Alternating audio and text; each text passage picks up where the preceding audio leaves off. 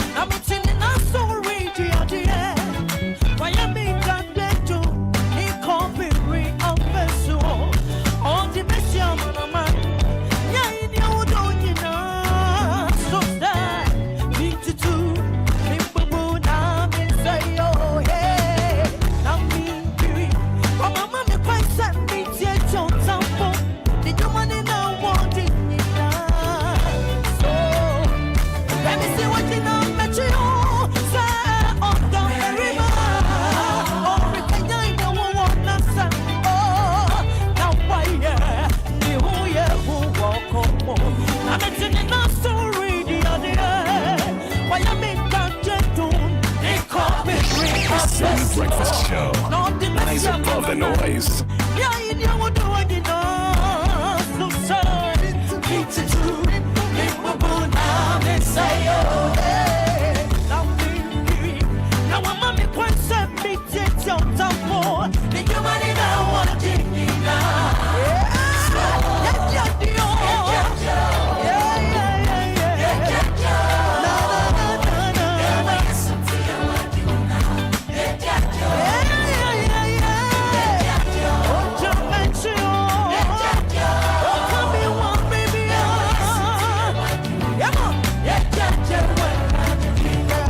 Citi Breakfast Show.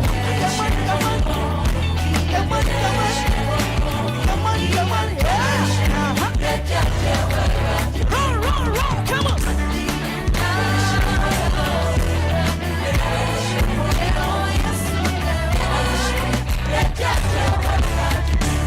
Yeah, Crystal, yeah, dear. And then I Abraham, I say, I am no so yeah. I did keep on soup. Oh, yeah, what can fire hold on so. I remember more. On no company, what I am on no.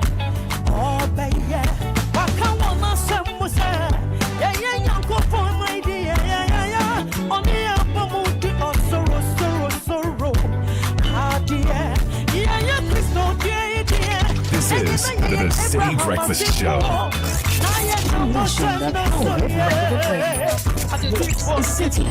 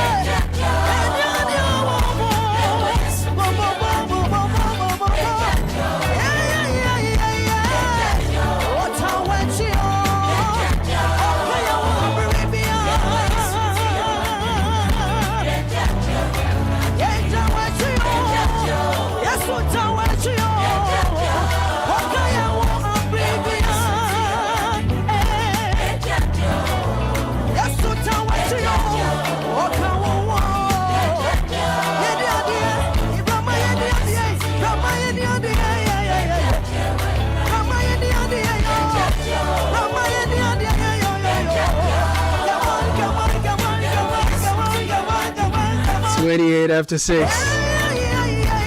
Dear, we're at the demo. I love this one. Yeah. Welcome to Thursday. This is the day of my birth. It happens to be a very special day. July 30, 2026. Thus far, the Lord has brought us. If you're awake today, it's a complete blessing. Count your blessings and name them one by one, and you will see what the Lord has done for you. Today means different things to many people.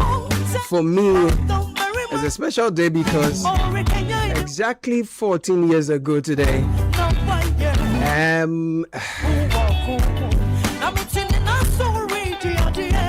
it's been 14 years on July 30 since my mom passed. And this morning as I drove to work today, I was reflecting on her life and the lessons of her life to share with you for business sense. If there's anything my mom taught us, she taught us never to look down on people. She taught us to be serviceable. She taught us to be hardworking. She was very hardworking in silence. You can work really hard and in silence and it will pay off someday. And so today, we are evidence of her service to humanity. We are evidence to her unrelenting hard work. We are evidence to her belief in people, even when they are recalcitrant and wayward. The strength of a mother's love will always rescue a recalcitrant wayward child. And so we're grateful for the service of our mothers. And it turns out to be my sister's birthday as well. What a day. What a gift. So we're grateful for life and we're grateful for lessons, grateful for the heritage we have benefited from. We stand on shoulders, trust me. And this morning we're standing on the shoulders of daughters of glorious Jesus.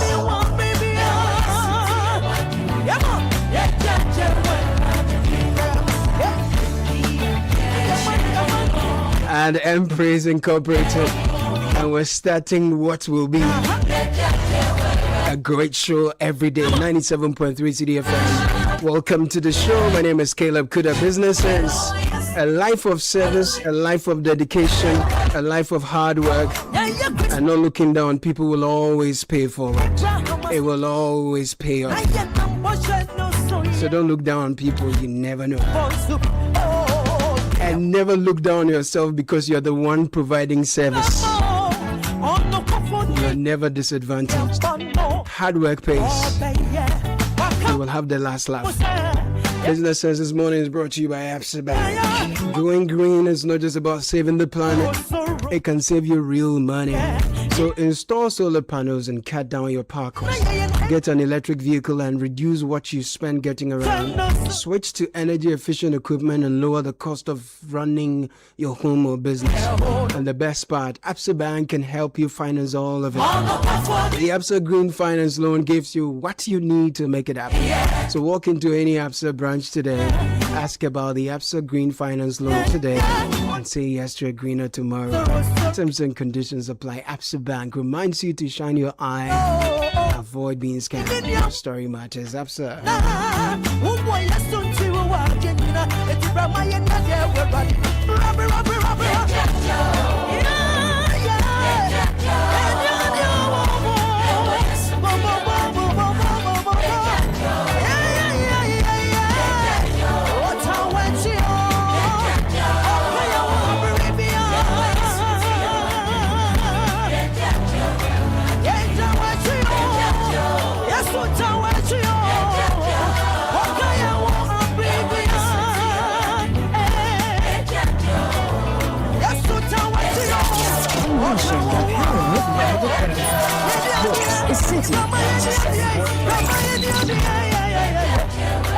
This is the Citi Breakfast Show, the city's biggest conversation. Hey, Andrea, challenge these days, new level crowd.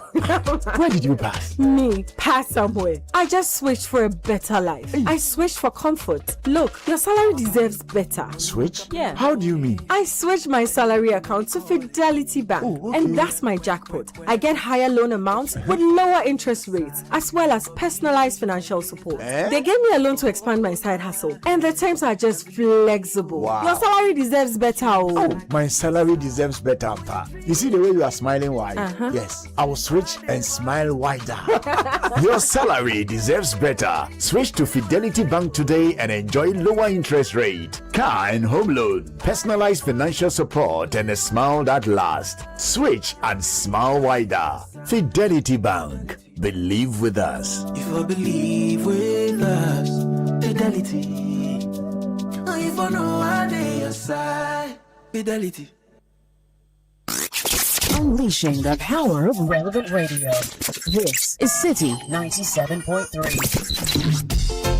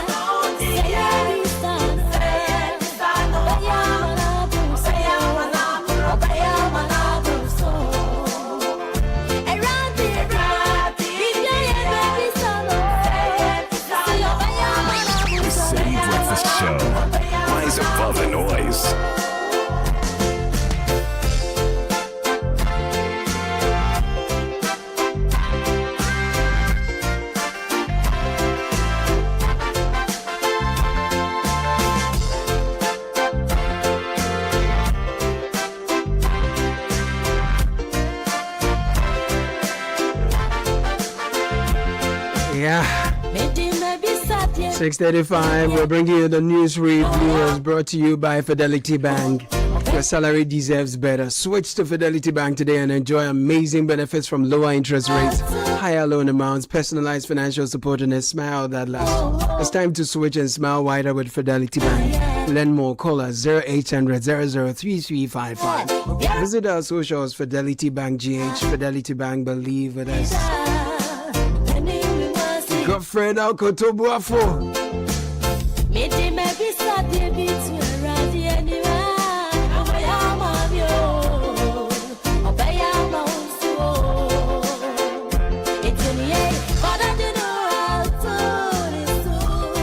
Good morning, Godfred. Good morning, Yeah, Caleb. good to see you. Yeah, likewise on a Thursday morning. Where did you get light from you? Oh, Charlie, the light it came around 4 there. It came around 4. They took it back. They gave me 24 hours and then gave me 2 hours and then took it back this morning. Good, I greet you. Greco, the way you are saying that father side, mother side. Yeah, and other parts of the neighborhood had lights, and I'm like, me them in one. The father side, mother side. I know they inside. No, there's no who they did. How they do it? Sister cool. No, they don't mind you. Last night, the way they do that thing, it was really painful. And the weather too is really cold. The tap is not flowing when the light is off. That is normal for this time of the year. This is why there are a lot of babies. There are a lot of babies next year. There are a lot of babies scheduled for next year. There are people still burning. Production is Hey, the conveyor belt is on. We are late. My God. You should come and answer. No, why is going? It's okay.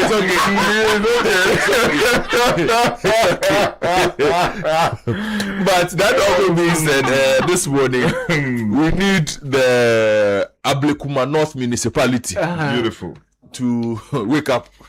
That's the Suman Junction, Kef, Yeah. for 17 years now. I've been counting. If I pour even a cup of water It will flood. at Dansoman Junction, It will flood. that part becomes impassable. Meanwhile, we have engineers. Last time it rained, before I went to deal with the World Cup business, somebody came to put I don't know if it was the municipality, a truck of sand and used it to fill the place. It rained that very day again. So that solution It's poor. is, and motorists are suffering. It's causing unnecessary traffic. You see, because for those coming from Mataeko, looking to enter Kaneshie or looking to join Dakuman, those coming from Dakuman, those coming from wherever, looking to enter Dansoman from that junction. That place. Yes, that is the main I see. route into Dansoman from that part of town. That small patch of, in fact, that entire stretch up to the KFC at the Shell filling station. It is horrible, and nobody seems to want to do anything about it. That's true. You see, and 100 or 200 meters away from the KFC is the municipal office, and they have parked the drip there. True. That's the equipment. The drip is dripping. I said they are exhibiting. I found a the drip is dripping. I always see it. So please, they should do something about it for us. They are causing. You know, the other time my car, I broke my lower arm on that road because what has happened is the third exit that everybody is supposed to use. Now nobody can actually use it because it has been filled with water and it has huge stones in there. If you don't take care, if you use that path, something will happen to you. So everybody has shifted from that lane onto the main road. And then use it as an alternative route into Dansoman Junction. We need the municipality to do something about this. We need the roads people to do something about this. We cannot leave that part of the road. It's like they've given up on it. Right. Yesterday when I got there, I saw some guys trying to do something with wheelbarrows. In this weather, wheelbarrow, it's useless. So we beg them. Anyway, let me take you to the front page of the Herald newspaper this morning. ECG's 170 million CD unapproved spending under Dubik Mahama uncovered. Goldfields insists 74% of Takwama revenue stays in Ghana. Sleeping FDA confiscates fish processed under unhygienic conditions after viral video.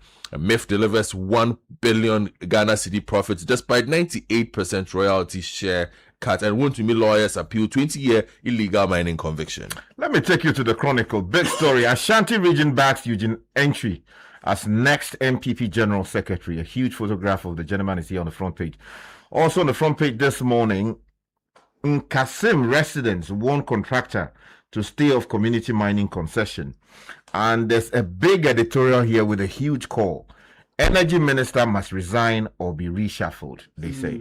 Front page of the Daybreak newspaper, there is an opinion by Dr. Victoria Nyakwa Sam operationalizing the Supreme Court's ruling to fully demonetize Ghana's democracy. I'll be reading that one. Soldier interdicted over TikTok comment. And on the Council of State, CJ to succeed Sophia Ekufu.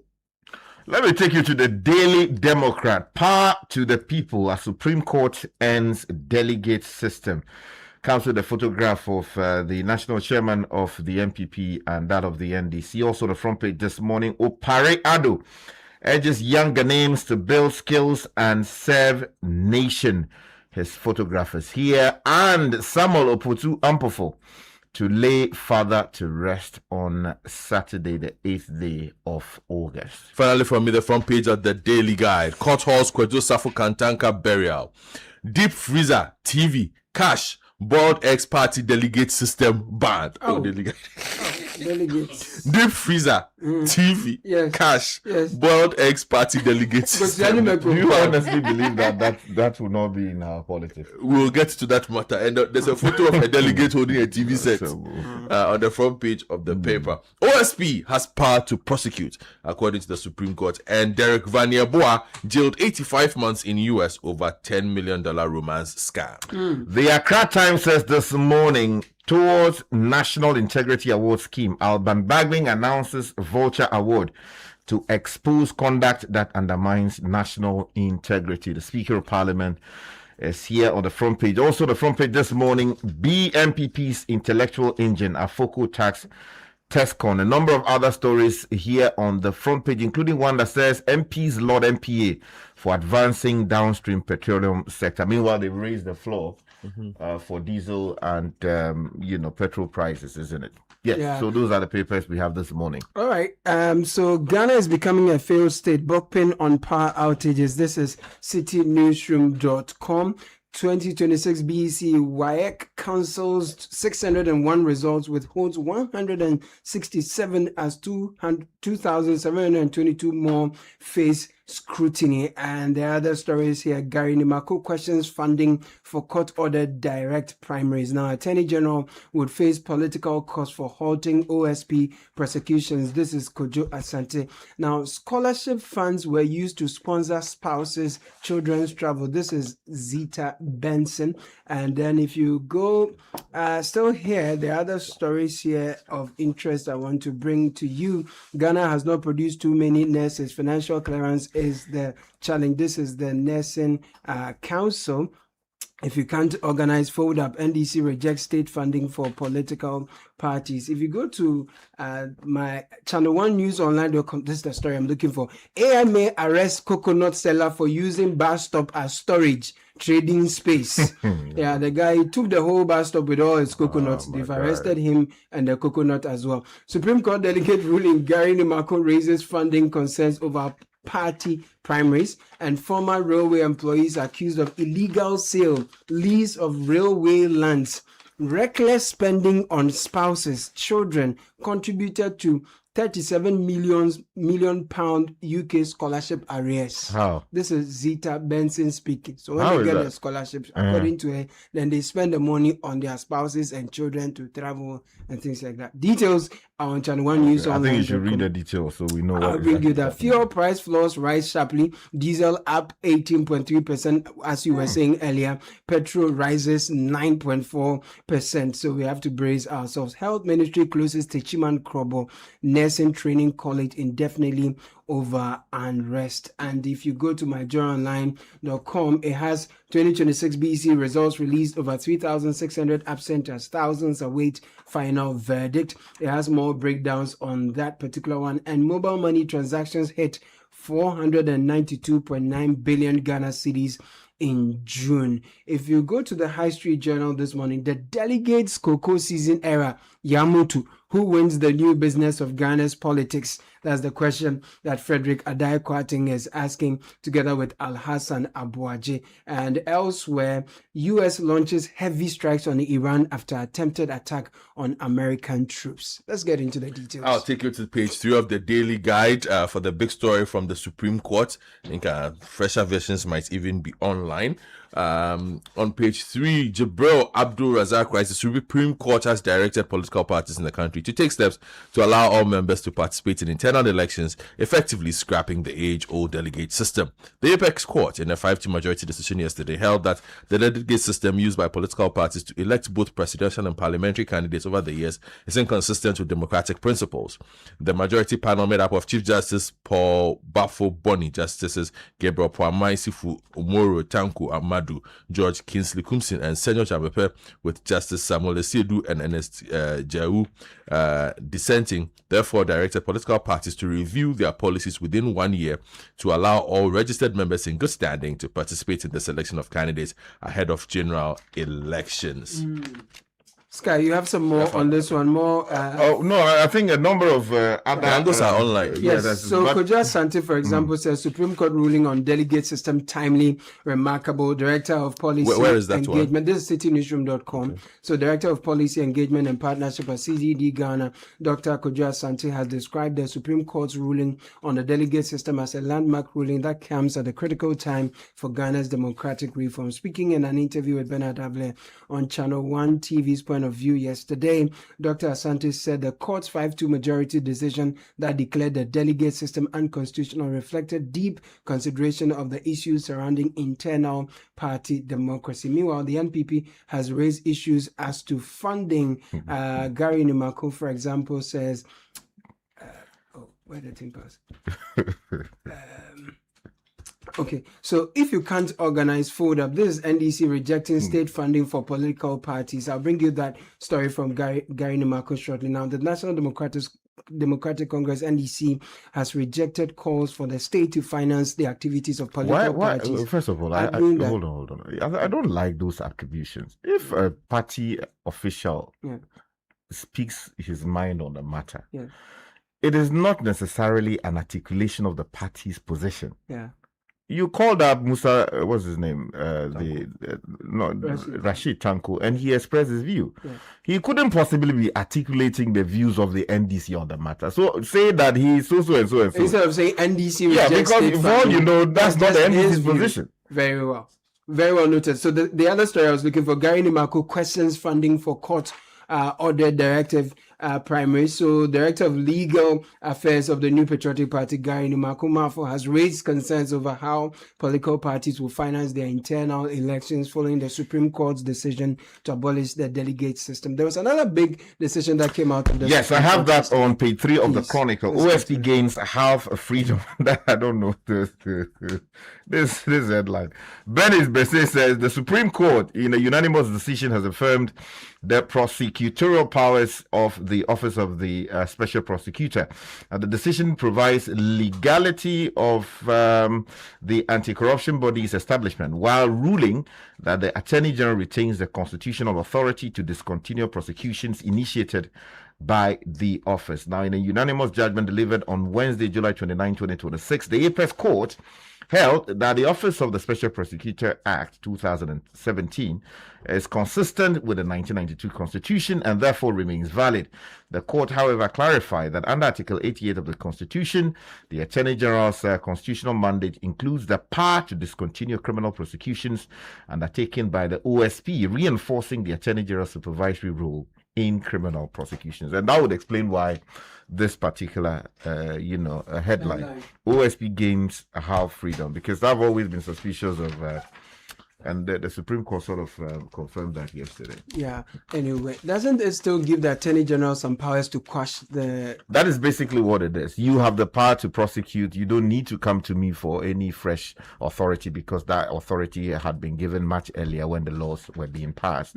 But when you start, I can always go to court and say the state is not interested in this prosecution. That's all. So, and the nature of that authority under Article 88 makes it a very, very... some way broad, right? Yeah, but again, the court has said in previous decisions that it is subject to Article 296 on discretionary power use.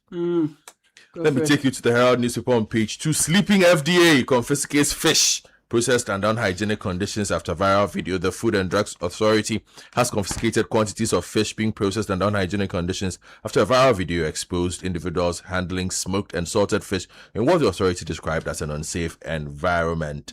The team, comprising officials from the FDA, the Tema Metropolitan Assembly, and the Ghana Police Service, assessed the situation and took immediate steps to protect public health and ensure food safety. Quote, on citing the recent viral video, rapid response team from the FDA was dispatched to the scene on Monday, 27 July, in collaboration with the Tema Metropolitan Assembly and the Ghana Police Service. The FDA noted that similar incidents had occurred in the past and said it has consistently collaborated with relevant institutions to curb such practices and safeguard consumers from unsafe food products. In the same newspaper on page 3, ECG's 170 million cedi on approved spending under Dubik Mahama uncovered. A report by the Auditor General has uncovered gross financial irregularities involving more than 170 million Ghana cedis in expenditure incurred without the approval of the Board of Directors of the nation's power distributor, the Electricity Company of Ghana, under the management of Samuel Dubik Mahama. The more than 170 million Ghana cedis in unapproved expenditure is raising fresh concerns over governance and financial management at the state-owned power distributor, which is constantly slapping consumers with tariff increases, citing other reasons, but not mismanagement. Okay, so let me take you to a related story. If you go to the Accra Times, page 6, there's a story there, briefly to draw attention to it, that MPs say they are happy with the MPA's performance. So the story says that the Parliamentary Select Committee on Energy and Development Economy and Development, has commended the National Petroleum Authority, NPA, for its impressive work in regulating Ghana's downstream petroleum sector. Now, the chairperson of the Parliamentary Committee on Economy and Development, Honorable Nik Amarteifio, who gave the recommendation, said the NPA was crucial to Ghana's economy in terms of keeping the economy running and contributing significantly to the gross domestic product. Again, that attribution problem. The chairman of the committee speaks and someone suggests that that is the view of the committee or parliament for that matter. We should not be doing those attributions unless they are speaking for and on behalf of the institution. Attribute the thing to the person speaking. Meanwhile, still on energy, if you go to page 4 of the Chronicle, there's a very blistering editorial there, and they're saying the energy minister must resign or be reshuffled. And somewhere in there, they say the Chronicle believes the time has come for political accountability, whether through resignation or presidential action. Leadership of the energy ministry should reflect the seriousness of the challenges confronting the sector. Ghana cannot build a competitive economy on an unreliable electricity system. The nation deserves an energy sector that inspires confidence rather than anxiety. After 2 major nationwide power disruptions within a relatively short period, the minister must accept responsibility for the performance of his ministry. It is upon the basis of this that the Chronicle is calling on Dr. John Abdullah Jinapor, the minister responsible for the energy sector, to resign. We also suggest that President Mahama should reshuffle him. Should he fail to voluntarily resign, we shall surely return. I don't know why. Anyway, maybe you should read the editorial. We'll look at it. Yeah, and Bokman is also unhappy. He says Ghana is becoming a failed state. This is his reaction to power outage. Economist Professor Godfred Bokman has warned that Ghana is becoming a failed state, citing prolonged power outages and persistent infrastructure deficits as signs of weakening state capacity that are increasing the cost of doing business and undermining investor confidence. His comments come in the wake of power outage experienced across parts of Accra on Wednesday, July 29, 2026. And power outage triggers urgent call for stronger grid infrastructure. This is energy analyst and executive director of the Center for Environmental Management and Sustainability, Energy, Ben Insia, who is calling for urgent investment in Ghana's transmission infrastructure following the power system disturbance that disrupted electricity supply across the country. This is Channel 1 newsonline.com. Have we established the cause of the disturbance? Yeah, Gridco is yet to tell us what they said. They are investigating the disturbance, but it's a worrying situation. Yeah, it is worrying, but I don't know why. Has it persisted that badly that people want energy minister gone? Well, yeah, that's where my situation as a failed state. I think it's a bit of an overreach. Yeah, there were concerns to raise, about policy failures in some cases, but I'm not so sure whether we can directly say that what has happened is because of ministerial responsibility or some kind. Anyway, let me quickly take you to page 6 of the Daily Guide. And Accra High Court has granted a 10-day interim injunction restraining former Kwabenya, Member of Parliament Sarah Jo Asafo, from proceeding with the funeral and burial arrangements of the late Apostle Kojo Asafo Kantanka. The order granted on an application by the Christo Asafo Mission effectively suspends funeral plans which had been scheduled for July 30 to 31 and August 8, 2026, by disputes relating to the estate of the late industrialist. So I'm thankful the court has stepped in on this matter. And then also, but the people say they are still doing their preparation for which people? Our people, I saw some videos, but I think the video came before the court injunction. They spoke to them on Prime News yesterday, and they say they are doing their own things. So we hope that they will respect the court orders. Otherwise, okay.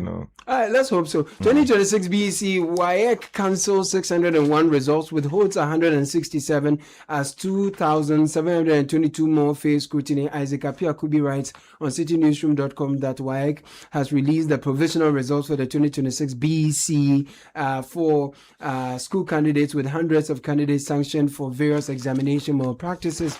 A statement dated Wednesday, July 29, WAEC announced that the results have been dispatched to schools through Metropolitan, Municipal and District Directors of Education, and candidates can also check their results as online via the council's official results portal. It goes down to give you a breakdown of the numbers that participated in the exercise. Okay, let me take you back to the Daily Democrat for a story related to the power sector.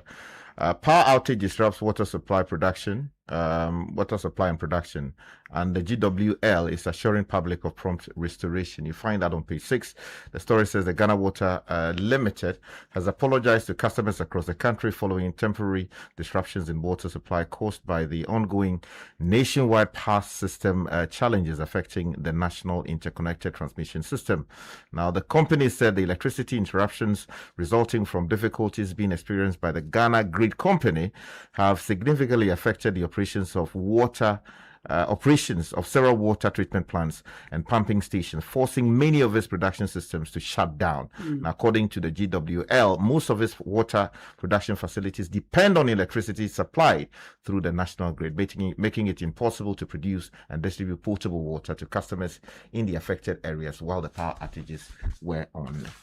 Right, Godfred, this story for your attention. AMA arrests coconut seller. No, I know you love coconut, and you care about our walkways too. AMA has arrested a coconut seller for using bus stop as storage and trading space. William Nah writes on Channel 1 News Online.com that the Accra Metropolitan Assembly has arrested a coconut seller for allegedly converting a public walkway and bus stop into an unauthorized storage and trading space in violation of the Assembly's bylaws. The trader, identified as 46-year-old Emmanuel Awotre, was arrested after an AMA enforcement team found more than 500 coconuts occupying a significant portion of a bus stop along the Professor John Evans Mills High Street near the Arts Center. Okay. Yeah. These days they don't move me. These days they don't move me. Okay. Well, let me take you now back to the Accra Times, because Bagbing is announcing the Vulture Award. Vulture Award. Yeah, you find out on page 3 of the Accra Times. Simon Ajana writes the story and says the Speaker of Parliament, Right Honourable Sumana Kingsford Bagbin, has announced the introduction of a special category award scheme known as the Vulture Award, Akanga Award, describing it as an initiative aimed at drawing public attention to conduct that undermines integrity, weakens institutions, and damages the nation's moral fabric. Now, addressing distinguished guests and stakeholders of good governance at the launch of the scheme, the Speaker noted that the award has generated significant public interest both within and outside Ghana, making it necessary to clarify its purpose. Sumana. No, didn't Vulture Award. So people have to go. No, maybe they will consider it in absentia. The Citi Breakfast Show. The city's biggest conversation. Join the conversation on the Citi Breakfast Show on Facebook at facebook.com/Citi97.3, Twitter at twitter.com/Citi973, and Instagram at instagram.com/Citi973 with the hashtag CitiCBS.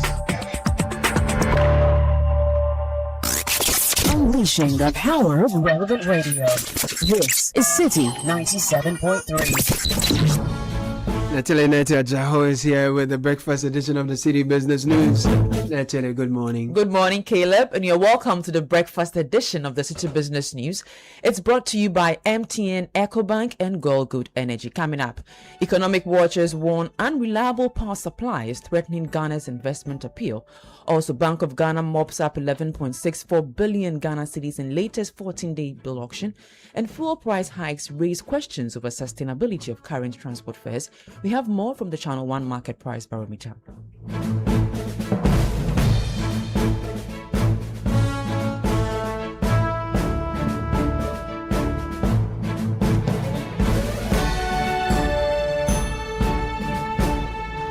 Let's settle for the details now. Economist Professor Godfred Akoto has cautioned that Ghana's persistent infrastructure challenges, particularly recurring power outages, are undermining the country's competitiveness, increasing the cost of doing business and threatening investor confidence. According to him, the recent electricity disruptions in Accra reflect weakening state capacity and raise concerns about Ghana's ability to provide the reliable infrastructure needed to support sustainable economic growth. Speaking at the Prudential Bank Business Seminar on transforming cross-border trade, he said addressing these deficits is critical to improving the country's investment climate. When the state fails on the provision of basic services like water, education, health, the private sector steps in at a higher cost. And that is why there's a reason why the state cannot fail. And the state should not fail. Because the reason why the state is conceptualized as a tax state, then the state must provide reliable power.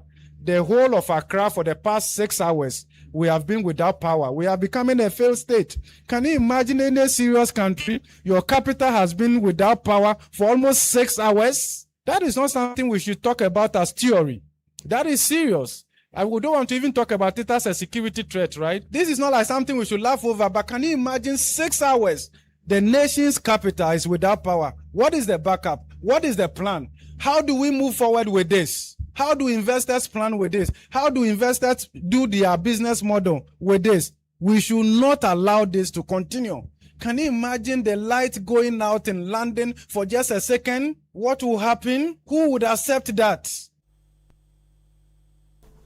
Professor Godfred Boafo is an economist. Meanwhile, energy analyst Bernard Avle is calling for urgent investment in Ghana's electricity transmission infrastructure following the power outage. He says the incident highlights the vulnerability of the national grid and the need for stronger infrastructure to prevent a major system failure from disrupting power supply across the country. If in an unexpected circumstance, if a very large occurrence maybe happens, what it means is that the whole of the country is likely going to be out of power, and I think that that should be a worry. So this is beyond the worry. I also think that this should also serve as a platform for learning and improvement, serve as a platform for planning, especially prioritized planning in terms of improving the infrastructure and allocating resources to improving the infrastructure of GridCo. Because as a country, we've mostly taken care of generators, we've taken care of distributors. However, the spinal cord or the backbone of the system, which is GridCo, we rarely invest in their infrastructure. So yes, we must worry, but I think the major responsibility lies on us now to address some of these unforeseen circumstances so that a country doesn't go off or is not knocked out of power to cause both socioeconomic and macroeconomic impact. Bernard Avle is an energy analyst and executive director of the Center for Environmental Management and Sustainable Energy. Now, the latest energy, transport and utilities basket of the Channel 1 TV market price barometer shows a significant increase in both petrol and diesel prices between June and July. The development is intensifying concerns over the rising cost of living and increasing pressure on the transport sector. Yet, despite the jump in ex-pump prices, officially approved transport fares have remained unchanged, at least for now. Here's more from the barometer. Petrol prices posted notable increases across major oil marketing companies. At Star Oil, the price of a litre increased from 13 cedis 85 pesos in June to 14 cedis 47 pesos in July. Goil recorded an even steeper adjustment, with petrol rising from 13 cedis 87 pesos to 14 cedis 77 pesos per litre. Diesel experienced the sharpest increases during the period. Star Oil raised diesel prices from 15 cedis 93 pesos to 17 cedis 67 pesos per litre, while Goil increased prices from 15 cedis 95 pesos to 17 cedis 71 pesos. While motorists are paying more for petrol and diesel, consumers received some relief in the cooking fuel market. Liquefied petroleum gas LPG prices declined from 17 Ghana cedis to 15 Ghana cedis per kilogram, easing pressure on household energy costs. Charcoal, however, continued its gradual upward trend, with the price of a mini bag rising from 145 Ghana cedis to 148 Ghana cedis. The transport sector presents a very different picture. Despite higher fuel costs, the officially monitored transport fares remained unchanged over the period. Commuters continued to pay 8 Ghana cedis from Medina to Circle, 18 Ghana cedis from Ashaman to Circle, and 10 Ghana cedis from Kaswa to Circle.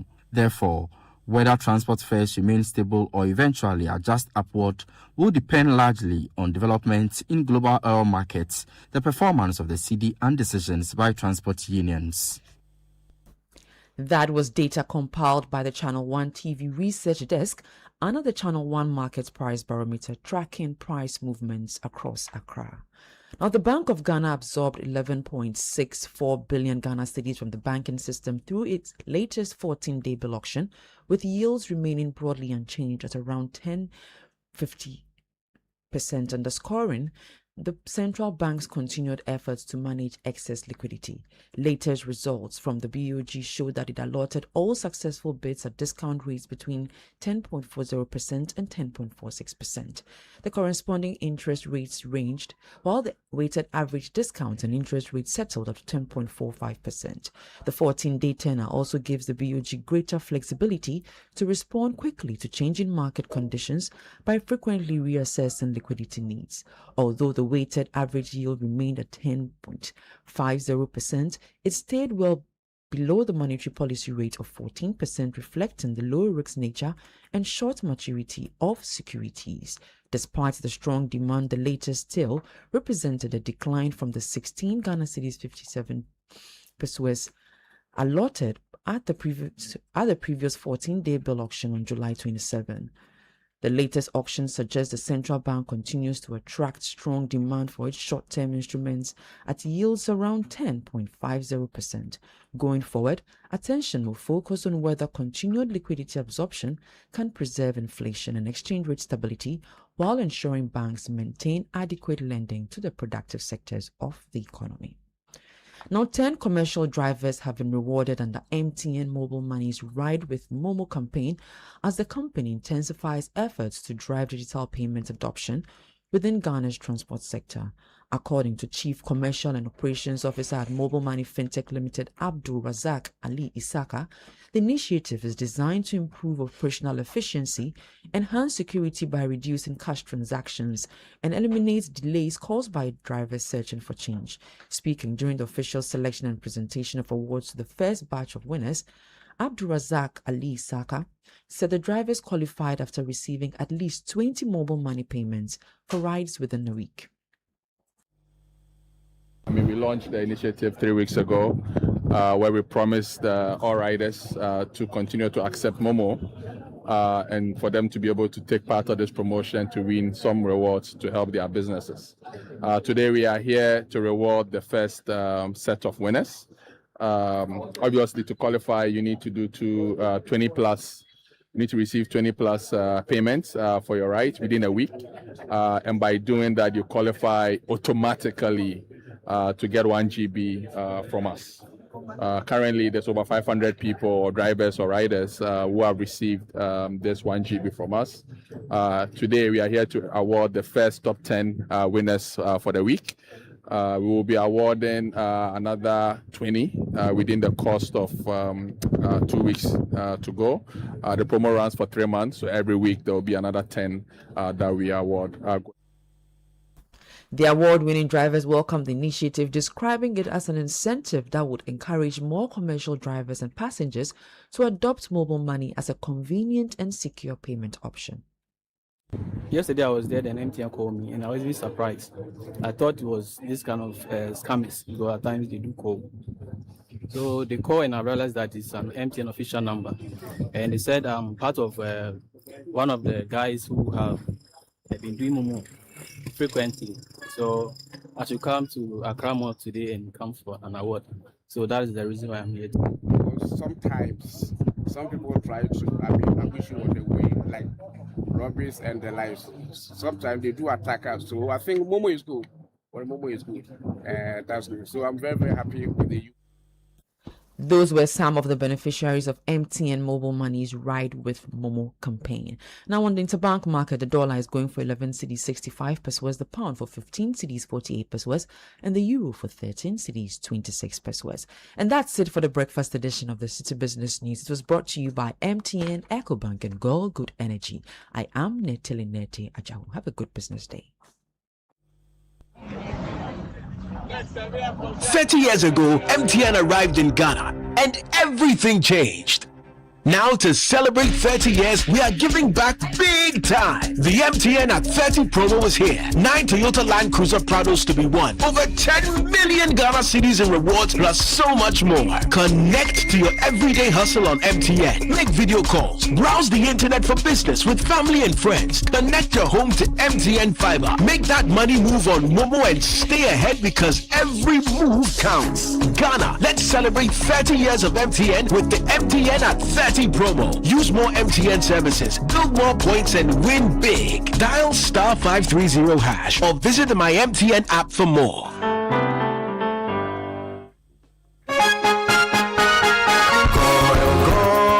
Good energy powers the things that people do to empower themselves.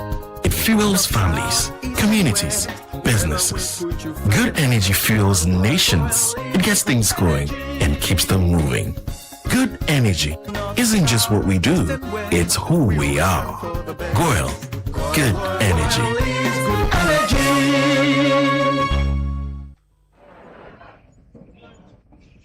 Your attention, please. Flight C8 has been delayed. Again.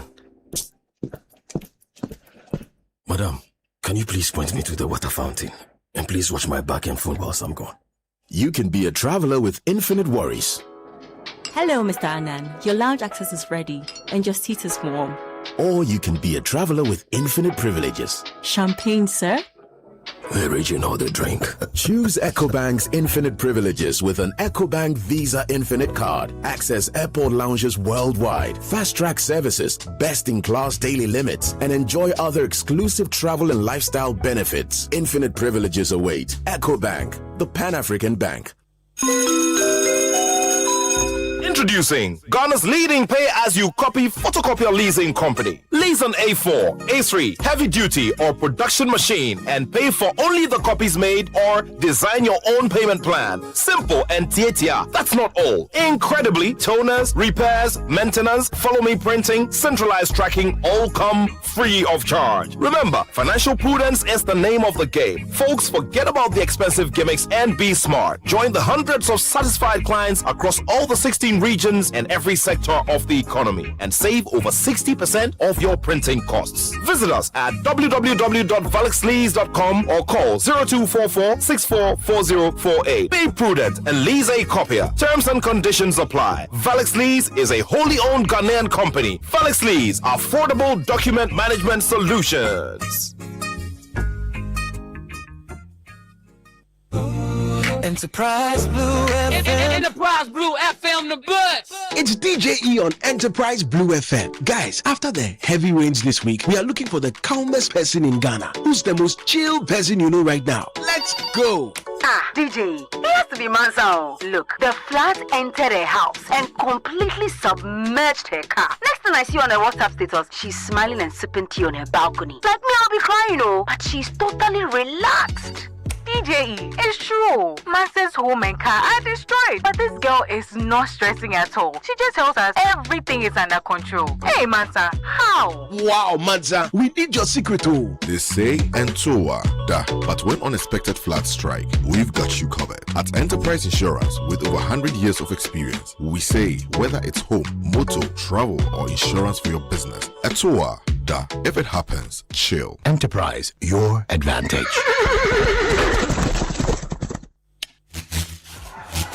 The jamming never stops. The game never stops. The productivity never stops. The music never stops.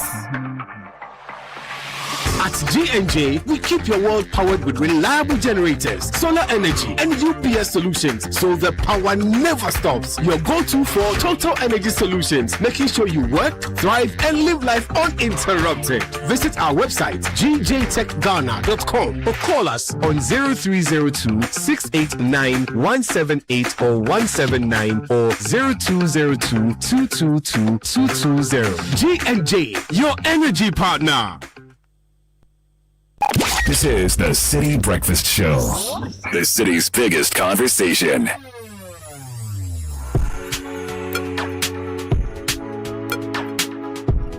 17 after 7. Grateful to Netelinet Ajaho for the breakfast edition of the City Business News.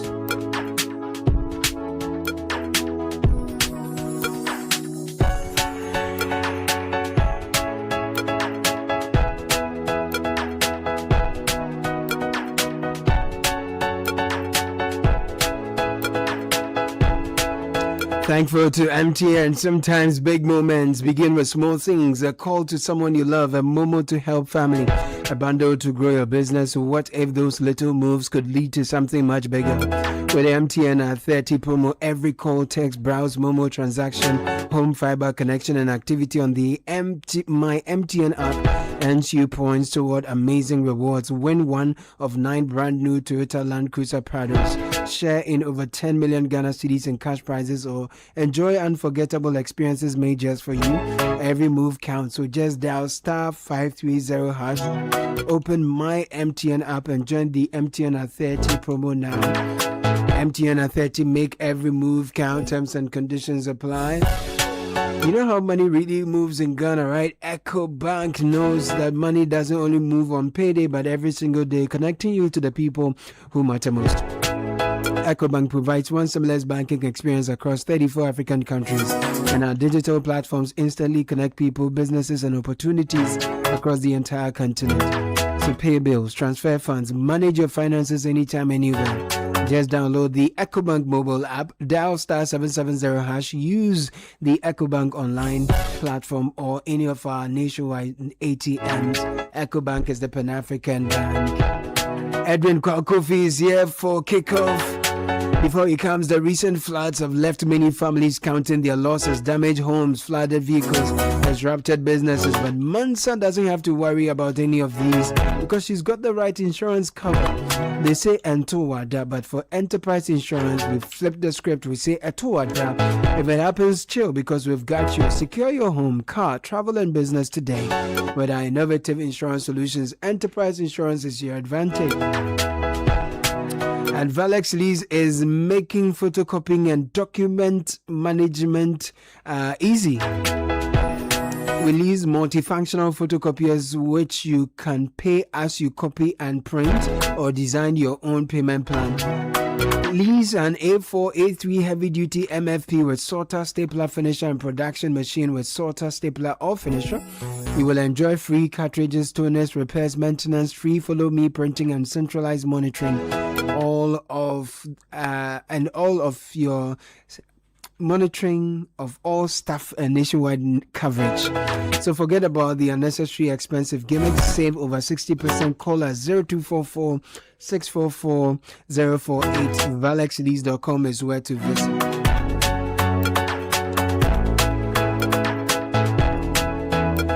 Now picture this, you've finally gotten that chance with your long-term crush.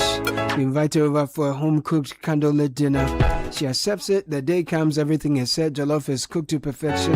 Wine is showdays is on.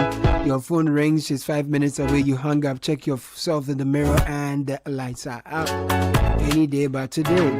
G&J understands that some moments just should never be interrupted. We keep your world powered with reliable generators, solar energy, UPS solutions, so the power never stops. G&J, your go-to for total energy solutions. GJTechGhana.com is where to visit online. G&J, your energy partner. Lesheho is proud to be associated with Kickoff. Lesheho Fixed Deposit Solution is what will help you power up your finances and unlock your path to financial freedom. It's tailor-made just for you. With this, you're making your money work for you. So join the investment revolution with our fixed deposit solution and take charge of your financial future. 0302-208-333. Lesheho, let's improve life.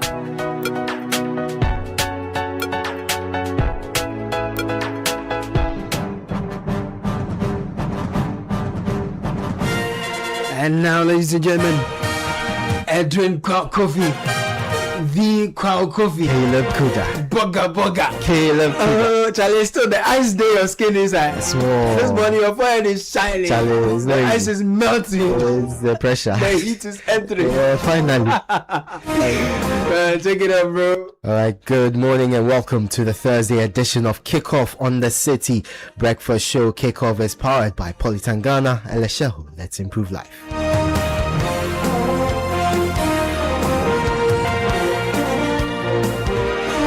Good morning, I am Edwin Kwakofi. Let's start off with the Commonwealth Games, and it was a relatively quiet day 7 for Team Ghana at the 2026 Commonwealth Games in Glasgow, with the country failing to add to its medal tally. In para-athletics, Hayford Adai produced a career best performance in the men's 100 meters T47 final, finishing 5th in 10.99 seconds to become the first Ghanaian in his classification to break the 11-second barrier. On the track, Joseph Paul Amwa, James Dadzi and Mustafa Bokpin were all in action in the men's 200 meters, with Amwa progressing impressively to the semi-finals. Meanwhile, Ghanaian headler Baba Mohammed says he remains positive despite finishing 6th in Heat 1 of the men's 400 meters hurdles in 51.48 seconds. He believes setbacks are part of the sport and is determined to bounce back stronger. It's a privilege for me to compete with the champions because it's the open door for Ghana to compete this stage. So it's expressive. Though I missed it, but it's not disappointed for me because in athletics everything can pay. So it's normal for me. Better next time. Thank you very much. That was Ghanaian headler Baba Mohammed. There was also a heartbreak for Anita Afrifa in the women's 200 meters. The Ghanaian sprinter was forced to pull out midway through her race after suffering a knee injury during her Commonwealth Games debut. The injury has also cast serious doubt over Ghana's participation in the women's 4x100 meters relay, with the medical team currently assessing whether she will be fit to compete. Also in athletics, Lavina Ewusi narrowly missed out on qualification after finishing 5th in the women's 400 meters hurdles, with a technical error proving costly. To boxing now, and Team Ghana endured a difficult day in the ring as 3 boxers exited the competition. Precious Akai-Nete lost on a unanimous decision to Mauritius's Mervyn Clare in the men's 70-kilogram quarterfinals. Daniel Plange also bowed out after suffering a unanimous defeat to Northern Ireland's William McCarthan in the super heavyweight division. And Desmond Papo was forced to withdraw from his quarterfinal bout against Canada's Joshua Ofori after being ruled out medically unfit with a shoulder injury. Despite the setbacks, Black Bombers head coach Akwesi Ofori-Asare insists the team still believes it can finish the games with more medals. Well, referring to their experience, I think they well, sometimes the battle will not you meet some bad boxers that are more experienced, and sometimes they, invite the host nation and all this time. So we have a lot of challenges against the pen. Those kind of challenges, the battle did very well. Akai is fighting in the region, who is still can African blue penalties, as well as champions, both header. And Akai being the first time such a level of competition, they are putting it up is all. There is no way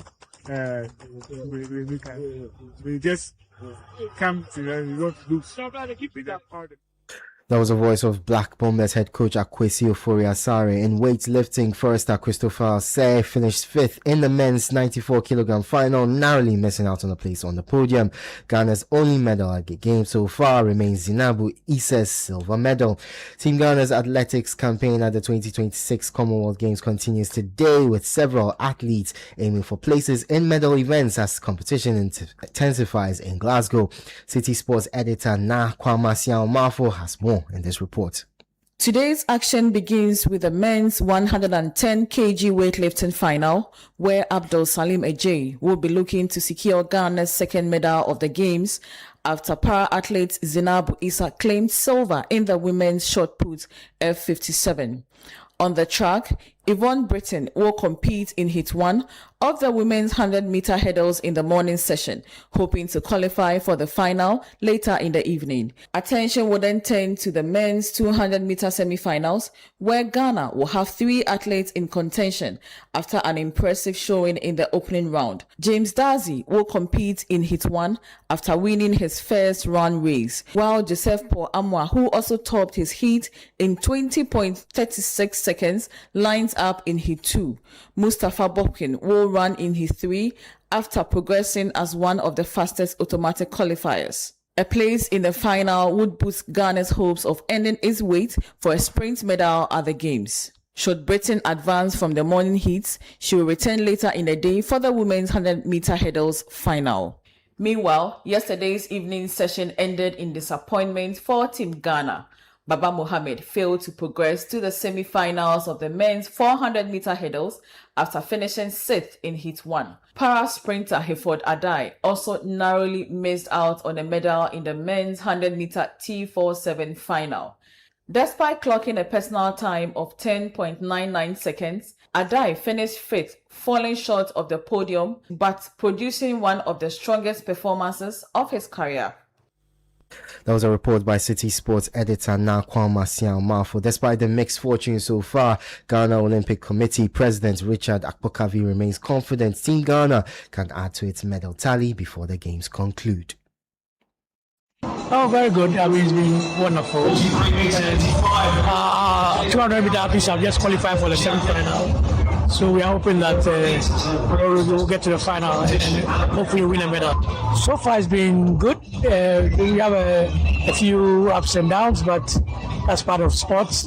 You lose some, you win some, so that's good. Boxing, we have done quite well there. Unfortunately, we've lost one boxer just today due to injury.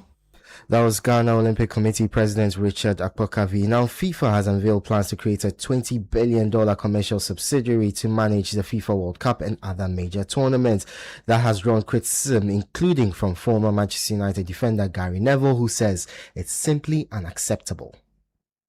It's typical, I think, of many actions that we've seen from large organisations in the last 5 or 10 years. It's not surprising anymore, some of the things we saw in the World Cup. You're trying to paint a picture always that's positive about football because there's so much to love and there are great games, but then you see some of the things that happen from a governance perspective and from a leadership perspective, and it falls well short of the standards that, to be fair, football fans would expect and anybody would want for the game. The thoughts of former Manchester United defender Gary Neville, and that's the latest in the world of sports. For more on all these stories, visit citisportsonline.com. Kickoff was powered by Politan Ghana, Eleshehu, Let's Improve Life. And the World Cup, the update on the Commonwealth Games was also brought to you by GCB Bank and THB. And that's it for me from the studio. We'll bring you the Citi Breakfast Show, which continues with Killer Kudah next. Hey, hey, hey, hey, hey. Let's go. Hey, let's go. Hey, let's go. Hey, mama. If you need unique services, come to Let's Go. Innovative financial solutions, to Let's Go. We deliver on our promise, cause we are number one. Let's Go. We improve your life. Let's go. Hey, let's go.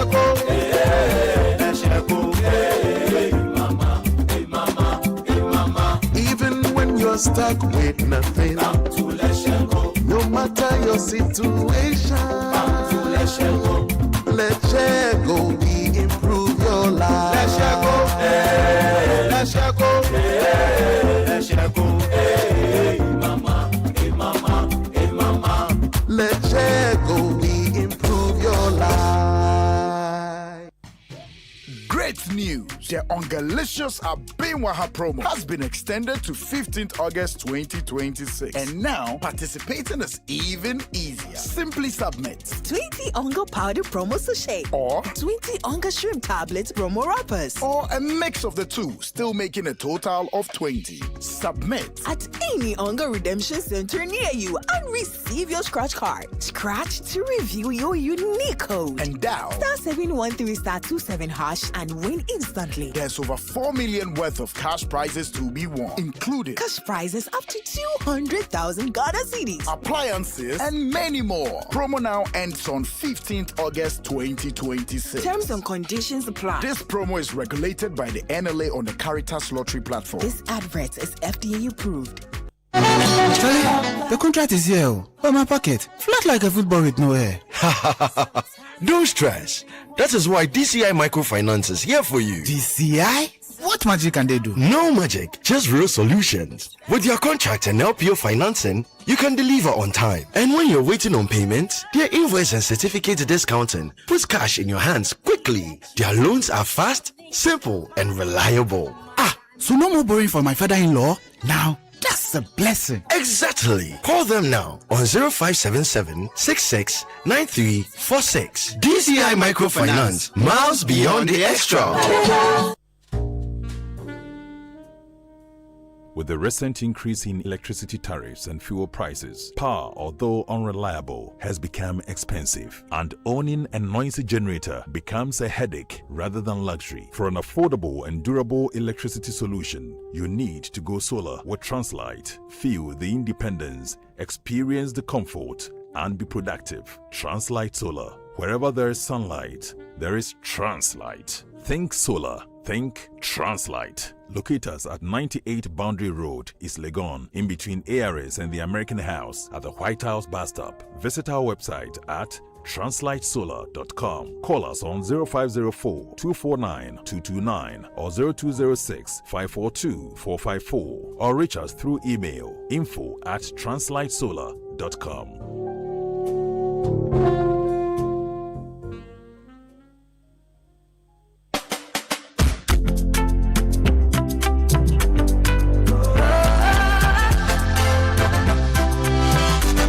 From the heart of Africa we stand,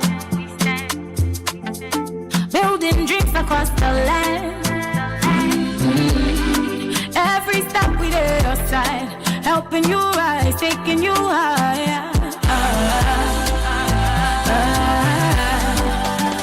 Strong as a group, close as a partner. Bank of Africa lifting you higher. African Bank with global reach. BOA make your future glow. Strong as a group, close as a partner. Bank of Africa lifting you higher. African Bank with global reach.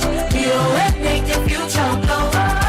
BOA, we go there for you night and day.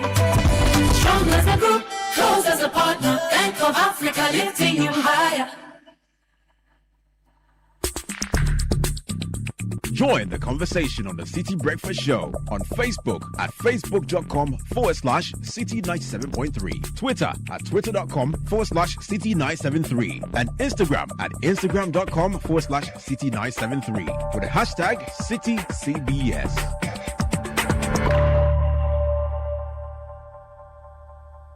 This is the Citi Breakfast Show, the city's biggest conversation.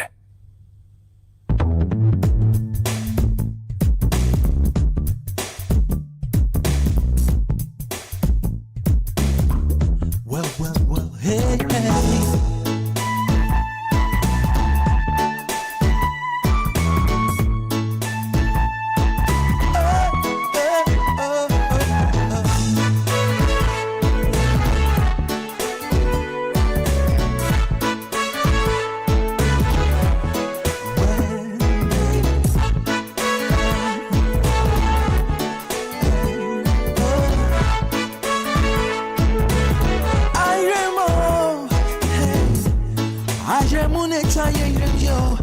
Doesn't the I want and into the real wide world. This is Citi. Rama miniji wusue. Now to my cry. And one na minu befra. Oh, do you want me to get you? Wait, you know, piano. Oh, my come catch me. Said the ground was so big, coming minimum. Not those who come to me, bro. All day, and I need one, no. Want me take grandma home.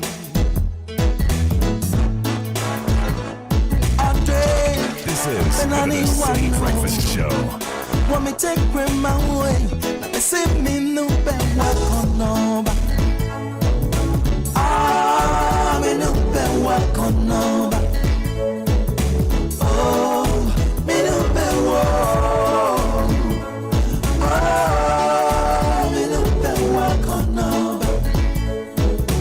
Ah, you better grab my kiachi.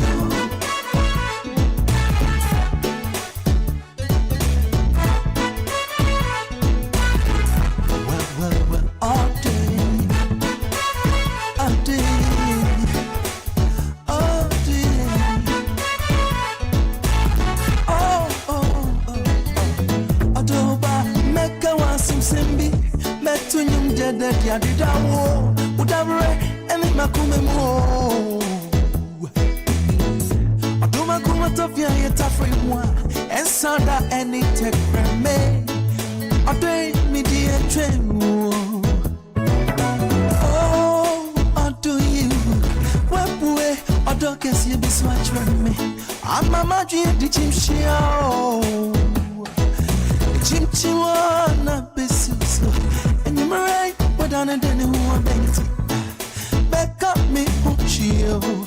I do you, bro. I did. Anyone know? Want me take grandma home? Hey, hey, I'll do you when anyone know? Want me take grandma home? Let me sit me no bed walk on no. Ah, me no bed walk on no. Oh, me no bed walk.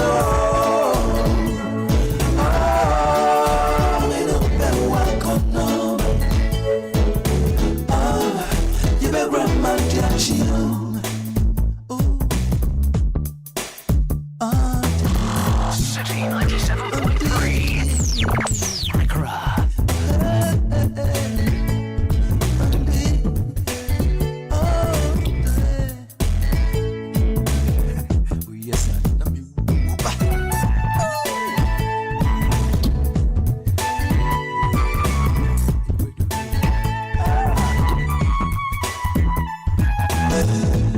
Father, we can't tell me where. This way to one. Neko and you write me no bad walk on no bar. It's 39 after 7. Yeah, and Kojuentry. I see a corner about richest guy. That's how that is. Yeah, no, just whether I know some way. Whether I know. I had some way, but you know, you drew a what. Bridge man, the Adiachi. If you are there, boy, ya walk on over.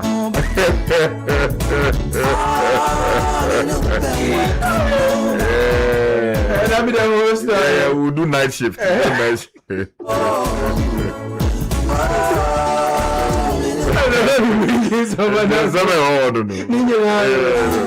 0539-986-996.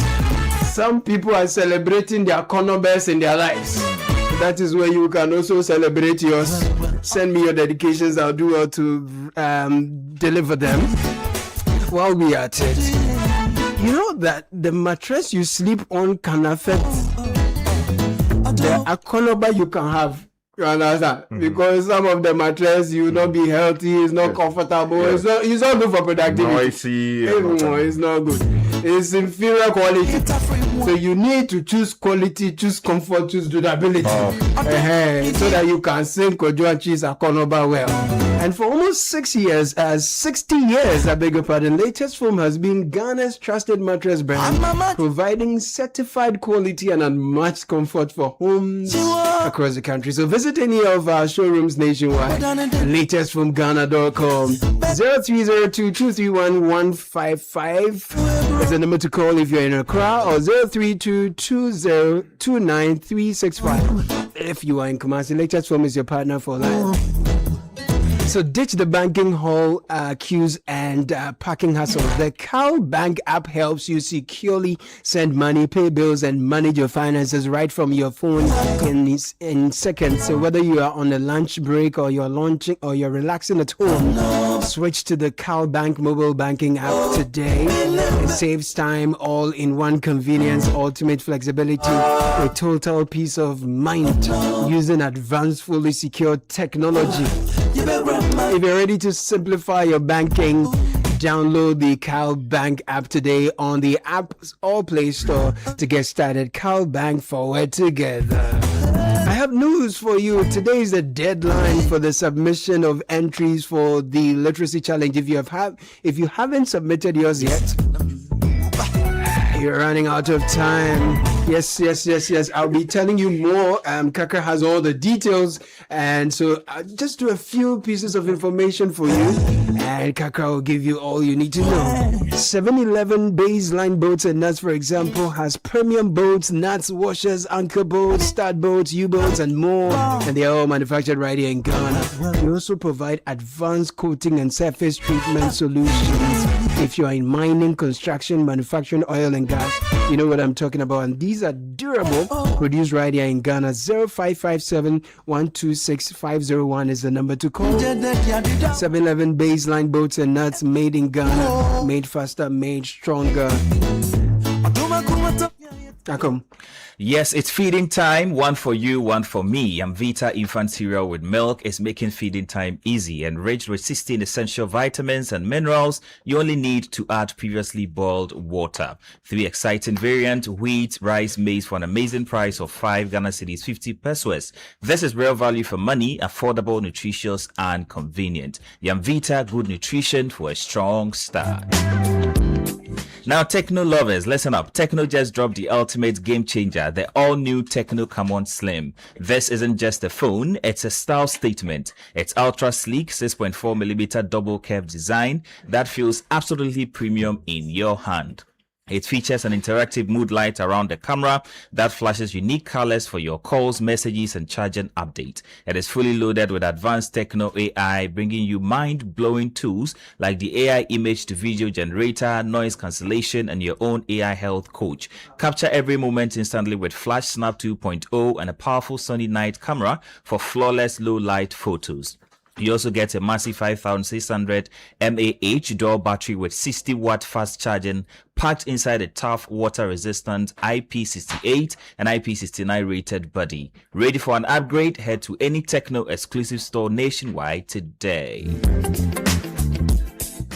And imagine choosing your own global destination, enjoying flights, a 4-star hotel, and unforgettable experiences all paid for. Stanbic Bank, in collaboration with MasterCard, is making it possible with the World on Your Card promo. Simply sign up for new Money Wallet MasterCard. Load or reload $200 or more between now and 14th August 2026 to stand a chance to win a worldwide travel package for 2 to a destination listed on priceless.com. Simply put the world on your card and stand tall.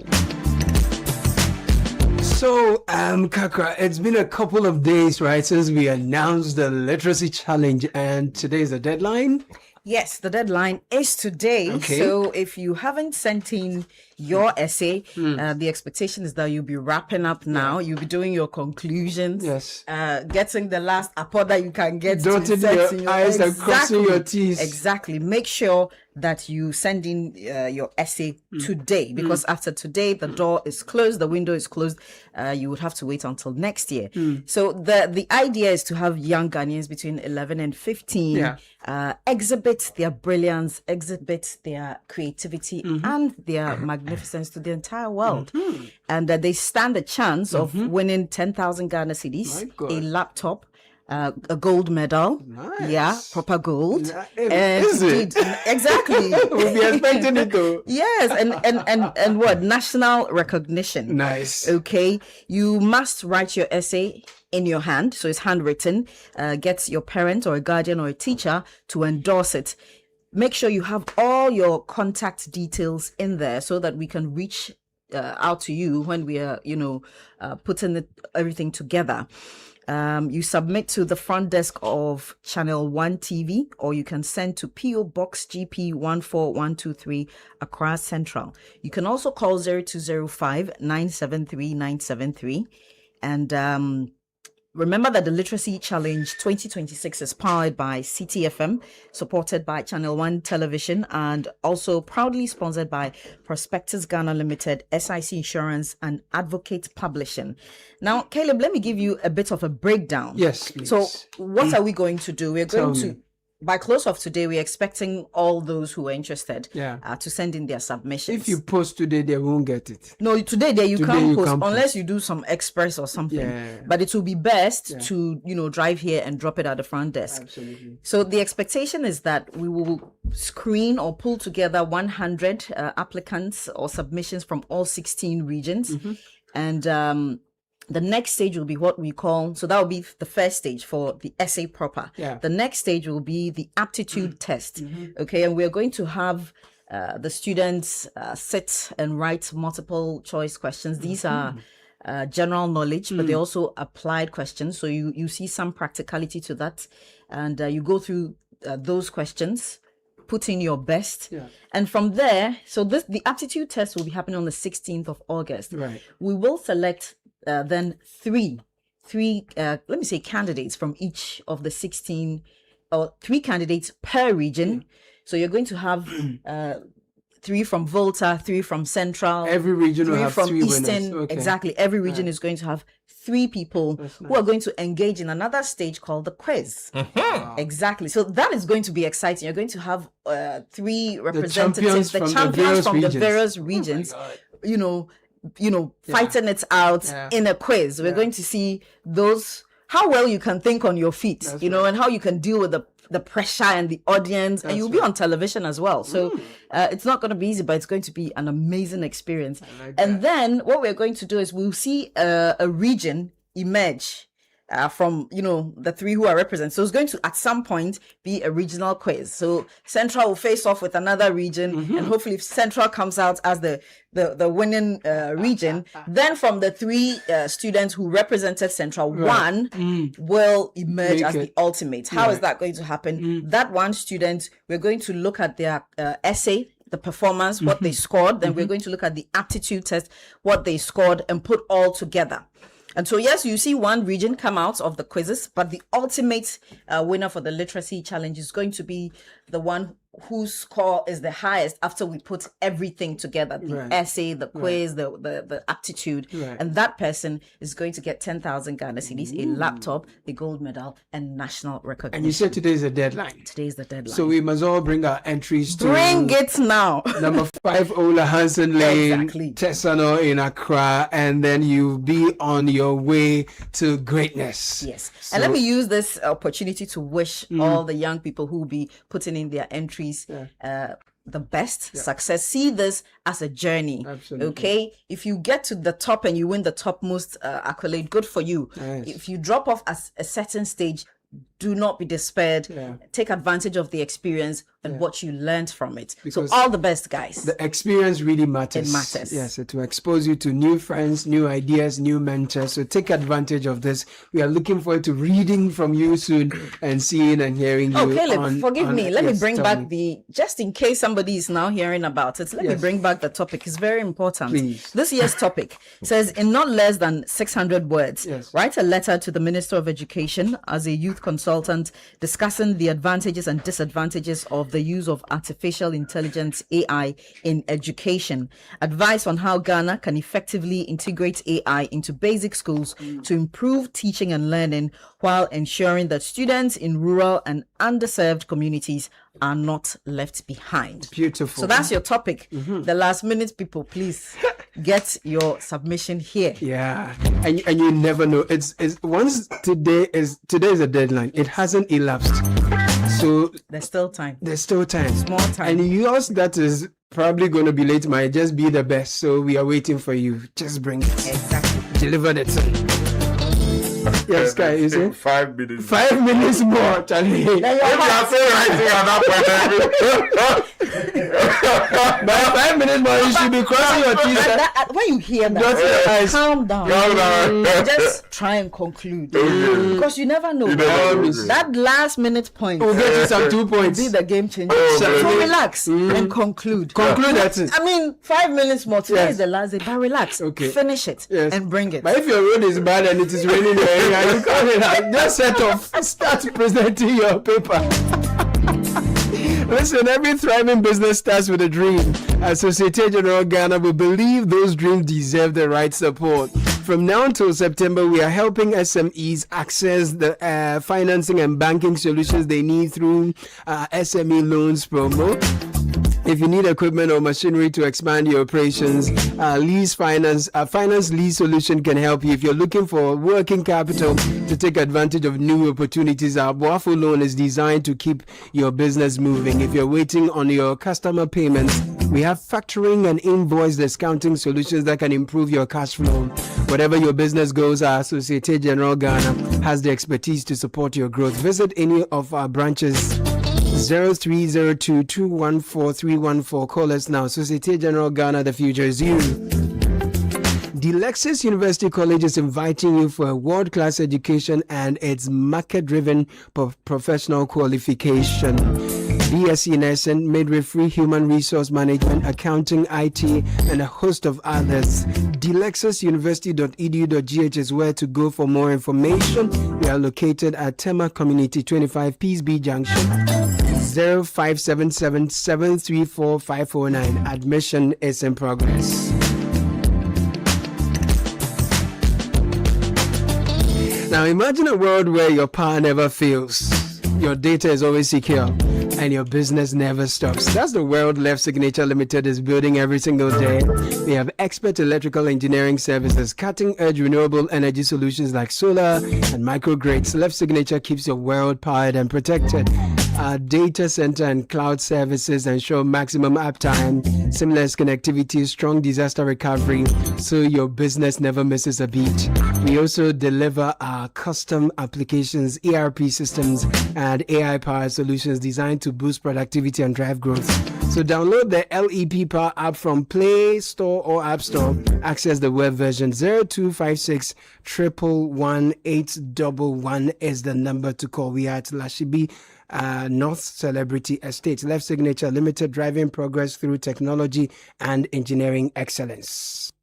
I know sometimes it be like say nobody send you. That's when I did for you, my friend.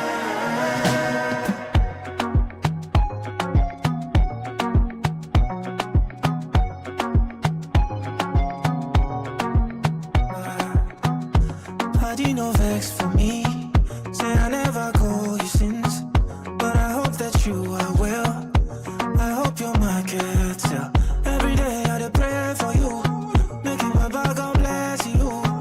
I never forget you, I gon' forget you. See my shoulder, make you rest upon me. You know I got you, now me be your friend indeed. My money don't show now, I don't keep some for you. You know go so far, 'cause anything I get now for me and you. How are you, my friend? How do you do, my friend? I know sometimes it be like say nobody sent you. That's when I did for you, my friend.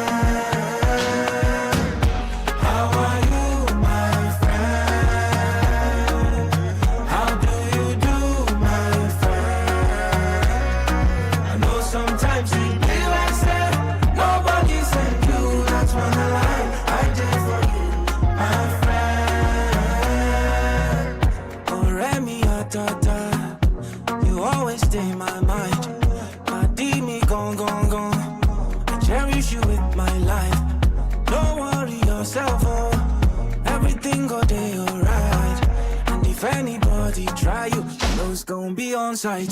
See my shoulder, make you rest upon me. You know I got you, now me be your friend in need. Okay, so happy birthday to Colonel DNA Kwe from Savannah Business Group Tamale. God bless you. We love you. This is coming from Shawana. To you, DNA, Colonel DNA Kwe in Savannah, at the Savannah Business Group. From Shawana to you. Happy birthday. And this song, though, is a special request going out to my sister whose birthday it is today. Yeah, so Mrs. Abigail Tego. Mrs. Abigail Tego. Yeah. Abigail Tego. Doctor of Pharmacy. Big woman. Doctor of Pharmacy. No, she's a big woman. No, they said we were almost twins, but I don't bath. So when you see her, the way she's beautiful, you see me. But I understand. A man must be fearfully made, while the woman is beautifully made. We call it Jomaletic Patogui. What Jomaletic Patogui? Hey, Jomaletic Patogui. You know, as they born you, Charlie, you know they bath. No, I try. But it's cold, you understand? I know. It's not cold all year. It's not cold all year, but yeah, we try. No, we wish her a happy birthday and many blessings from all of us here. Exactly. Mrs. Abigail Tego, Doctor of what? Pharmacy. Yeah. Congratulations and all the best to you. Beautiful. AKA Tagwe. Tagwe. The table is Tagwe. This guy. Yeah, so happy birthday to you. We love you so much. That's the message. Happy birthday, Efo Dela. It's okay. So Efo Dela, it's my daughter's birthday. Kindly wish her for me. Happy birthday once again, our dear daughter, Michaela Akosia Krama Okai. May this new year of your life be filled with laughter, success, peace, and countless blessings. Mom and I love you more than words can explain. This is from Fat Joe in Suhum. There are a number of other dedications. Happy birthday to Rita Na Shika Brown McLean of Me Life and Holy Pentecostal Prayer Ministry. Okay, this is coming from Obed.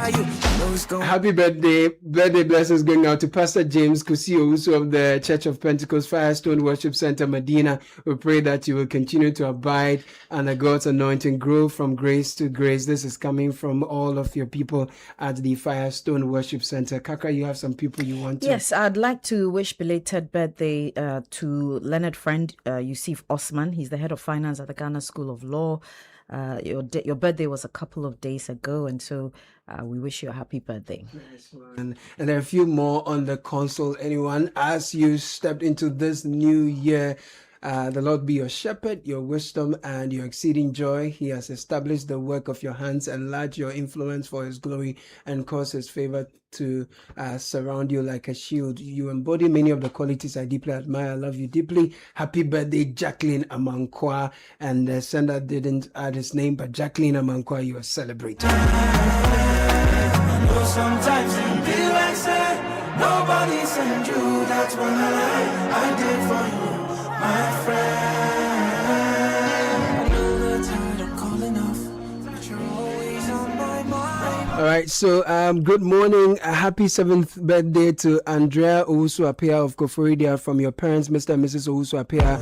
Grow in the wisdom of God. Now, yesterday there were two major decisions from the Supreme Court. One being that political party delegate system has been declared unconstitutional. It's something we will look at a bit later on the morning. But Sky, you've been seeing things. Yes. You know, I'm really concerned about the state of our cities. And when I travel out and I come back, you see a stark difference between what happens here and what happens elsewhere. And we have to work together to repair our cities. We are back in Tema because for some reason, for so many years now, Tema has been falling apart. Since Kwame Nkrumah built it, it would seem that we've not done much to repair many of the damages that have resulted from years of use and related matters. And it would seem that the state is failing the people of Tema, or the people themselves there are failing themselves. One issue we've been talking about is the sewage system in Tema, built centralized by the original builders. And it would seem that we have overused the system and not much has been done by way of repairs or changing the line so as to ensure that its integrity remains very much alive. We have seen circulating widely a video recorded by one Augustine Kofi Aye talking precisely about one of the major problems and the potential health hazards that will result from neglecting this particular problem, which I'm told has been pending for at least 1 year. Somehow the authorities are not doing anything about it. Let's hear Mr. Aye in his own voice what exactly he's seen and how he's reported it. Yo, good morning, everybody. Good morning, everybody. See, this is make a talk for pidgin is so everybody will feel understand. You see this place. This is a place inside, in between Community 6 and Community 10, close to SOS Children's School. When you zoom in a little bit, right in front, you see Kaiko Hospital. And this is Smart Hotel. Okay, now let's come back to the main issue. The main reason why I want to do this video. I beg, anybody who will get this video, make it share, make it which one, and leave them are there. See, you see this thing over here. You see this thing over here. It be main pipe, like main water pipe, where Ghana Water Company Limited, them are water they pass inside. You see this thing for here. Main water pipe where they supply water from, I think maybe from the Volta River inside. They enter the whole of Teshi, Accra, and beyond. Well, if you look right here, it be manhole. You see, say, as in President Nkrumah, he built Kemano. All when a sewage system they pass underground. People them are bathing water. People them are toilet waste, people that are kitchen things, all they pass through underground. Where President Nkrumah, together with the Metropolitan Assembly, them should do this thing.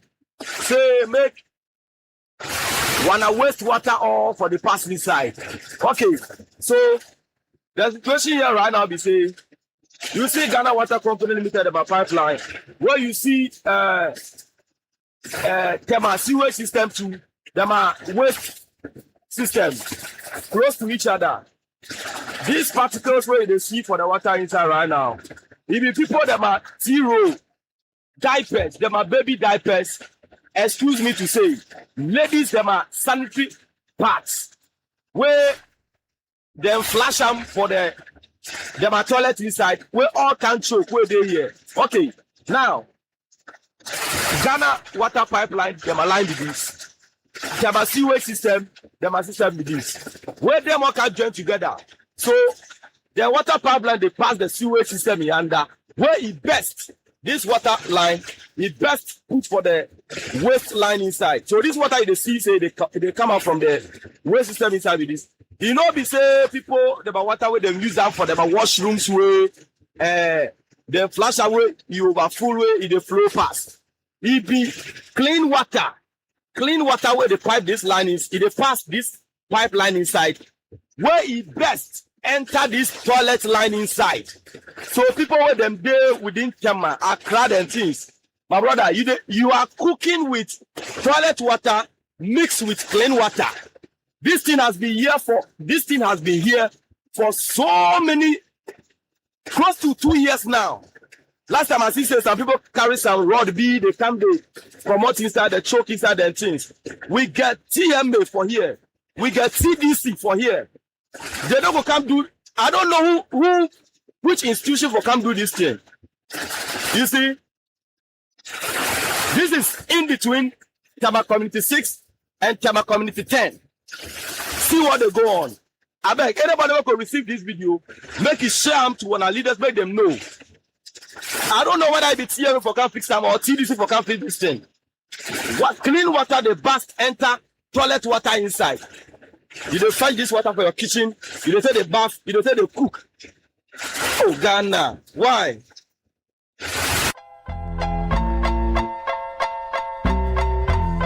You know, this video is in wide circulation. Yeah.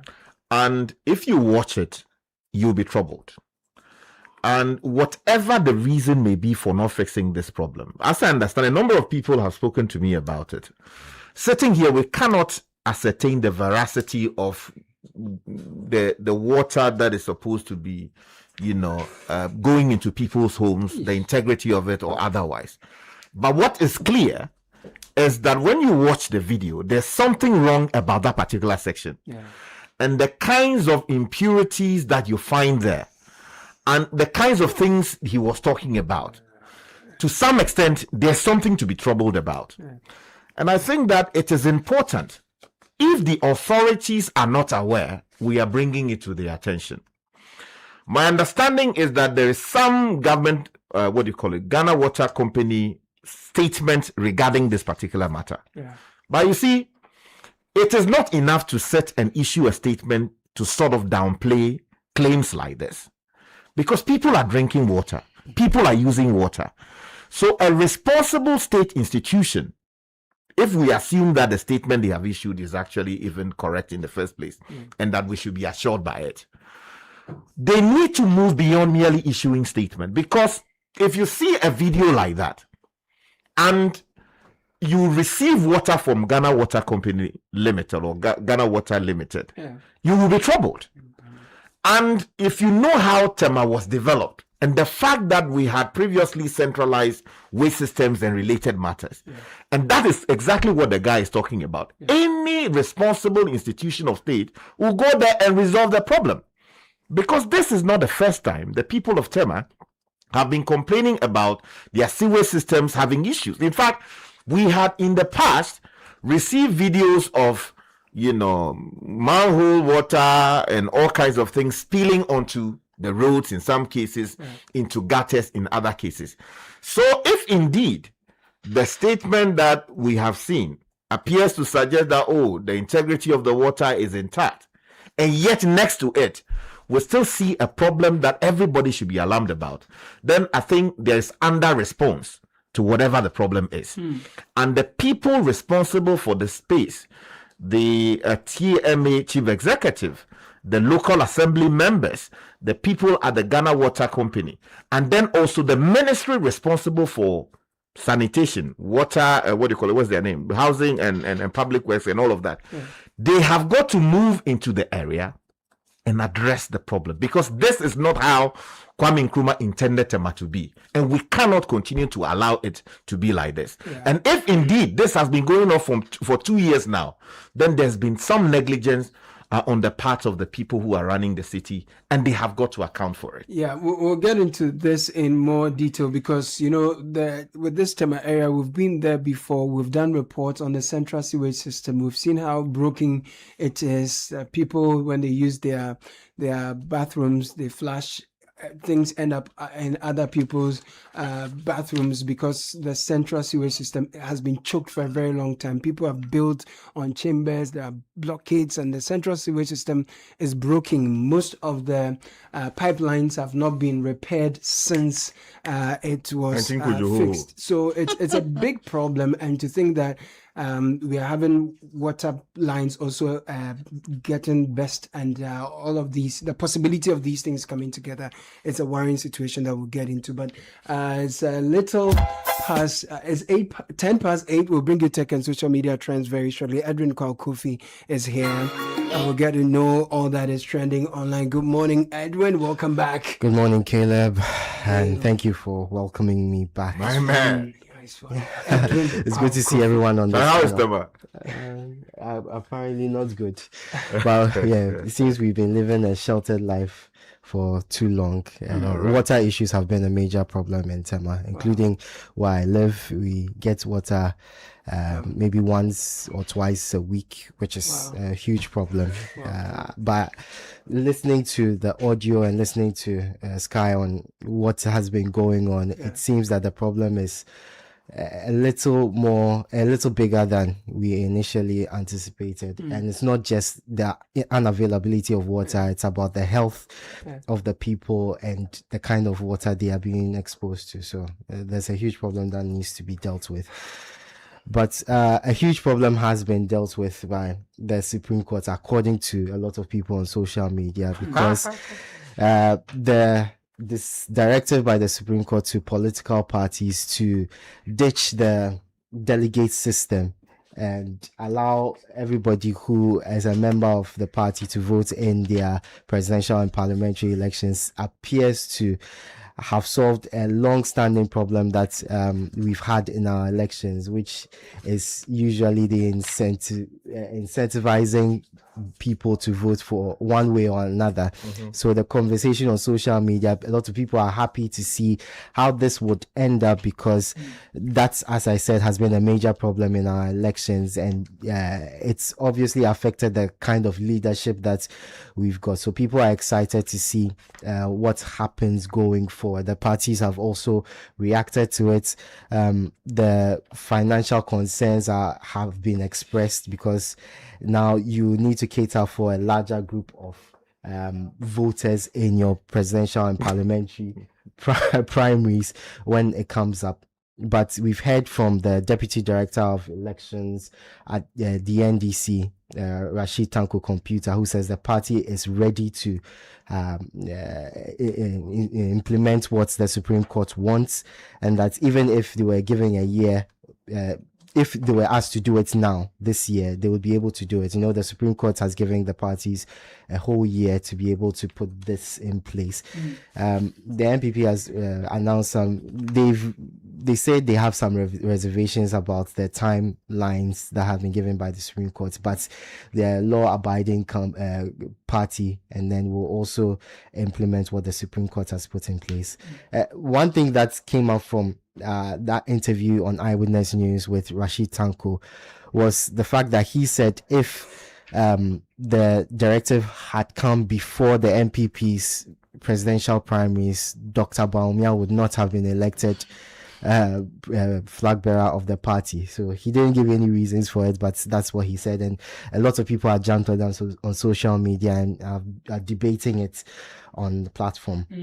I'm sure you get into that conversation later, but I'll also bring you the updates on the OSP and AG. The Supreme Court has ruled that the act governing the OSP is constitutional, but then the AG can discontinue any cases started by the OSP. So that's another major conversation that people are having online. And we are staying with the courts for my next topic, because as I said yesterday, we would have been preparing for the funeral of the late Apostle Safo Kantanka today. People are there doing their own thing. But the High Court has granted an interim 10-day injunction. So that's legally puts a stop to any proceedings. But as we heard on Citi Prime News yesterday, some of the organizers say, despite the injunction that's in place, they are getting ready for the funeral and will proceed. So we'll see how that goes. No, not that they are getting ready. I'm watching live stream by Kofi TV from the scene, where people are basically doing what a year would normally involve. So that's it. Well, that one we don't know yet. Normally the body will come later. But you see, if a court gives an order, you would expect that the courts don't enforce their own orders. They don't have the capacity to. Yeah. It is the executive through the policing institutions that have to enforce these orders. So if indeed the court gave this order, and in fact the facts suggest that this order was given, and nobody has gone back to the court to say, let's set it aside, what it means is that the police have a duty to enforce it, because as we were warning yesterday, this is a public order issue. If you are organizing an event, which event is prescribed by law, the police have a duty to ensure that the right thing is done. So I saw some police vehicles in the videos we've seen. And if these live videos are accurate, then it would seem that there's something about the police approach that we need to question. Wow. Interesting. Unless as a matter of strategy, they allow them to do their own thing and they arrest them later. I don't know. But we need to be careful. Right. Okay, so we move on to the Black Queens who are trending. Yesterday, we were excited to see them start their campaign at the WAFCON. And they started very brightly. If you had omitted it, I would have inserted it myself. Well, they started with a 2-0 win over Cape Verde, Cabo Verde. Very good performance from the Black Stars. They did miss Black Queens. Don't say Black Stars. Queens. They did. I apologize for that. They did miss a number of chances, but they still managed to get the 3 points that they needed. The head coach said we shouldn't be worried. We should be happy that they performed the way they did, and it's good signs going into the rest of the tournaments that the Black Queens have started so strongly. That was a beautiful goal by the lady. Doris Bredua, wonderful goal. Yes. And they're facing off Cameroon. They are playing against Cameroon in the next game. We So wish them all the best. They should give us and another then Mali great in the final performance. Game. Yes. We hope they win it because we've been starved of success for a very long time in our national. Don't give too much pressure. Oh no, we need to. No, but we do hope that they win. We hope that they win it. Okay, so tech news. Well, China has been one of the biggest suppliers of humanoid robots in a very long time, and because of their success, it's rubbing America the wrong way. So Donald Trump, the US president, he has banned new imports from foreign manufacturers to enable the US catch up with China in terms of their manufacturing industry, AI work, because China has taken a significant lead. So Trump has got involved, banned any imports of humanoid robots and other tech stuff to enable the US tech companies also gain an advantage. So as we said earlier this week, this is a president who is taking care of his people. You may not agree with a lot of things he does, but at least he is very interested in ensuring that his tech companies succeed. Let's check in social media trends. Thank you, Edwin Kwakofi. Yo, Charlie, Telesurface broadband upgrade. You get up to 40% more data on the same old bundles. Best part, the bundles don't expire. That's how we like it in the town. Yeah, from on-cap speeds to fixed line calls and flexible data moves that allows you to move data up to 4 devices. Telecel offers an unmatched band for fixed broadband solutions for every need. Telecel fixed broadband has got you. For your home or business, experience the true broadband difference with up to 40% more data on Telesurface broadband at the same price. Move your non-expiry data to up to 4 devices. Get free fixed line calls and more tailored fixed broadband solutions for your home or business. Subscribe at www.telecel.com or download the Telecel Play app or visit a Telecel retail shop today. Telecel, connecting energies. Improve your gum and oral health with the new Nesta mouthwash from Ernest Chemists Limited. Nesta mouthwash comes in original and fresh mint for the treatment of bleeding or irritated gums, mouth ulcers, maintenance of oral hygiene, prevention of bad breath and plaque. Nesta mouthwash, great oral hygiene, long-lasting freshness. Available in pharmacies nationwide. Manufactured and distributed by Ernest Chemists Limited.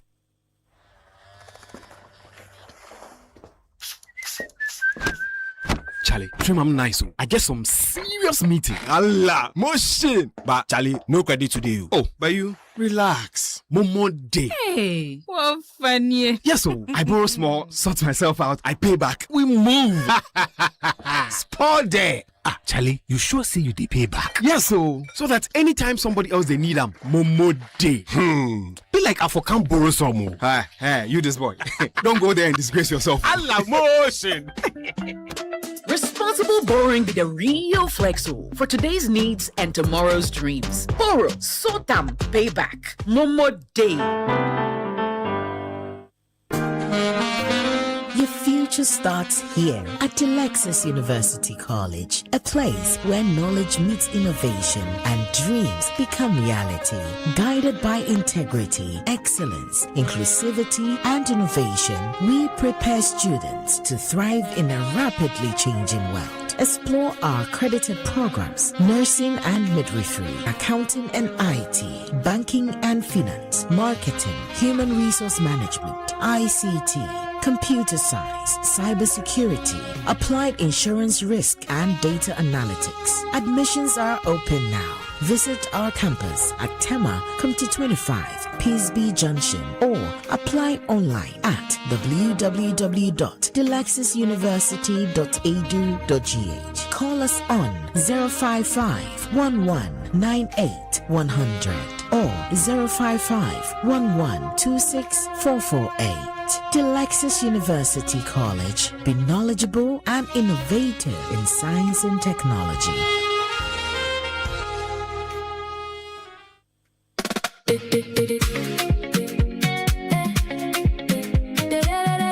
king was born today. Is that how you go celebrate?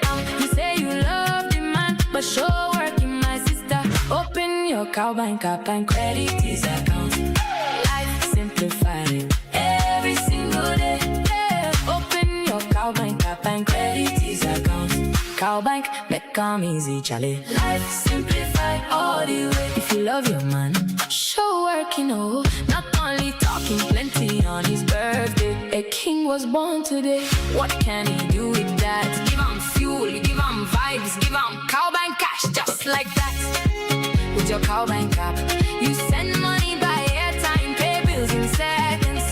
Wherever you there, Cowbank make your life simplify. Cowbank, forward together.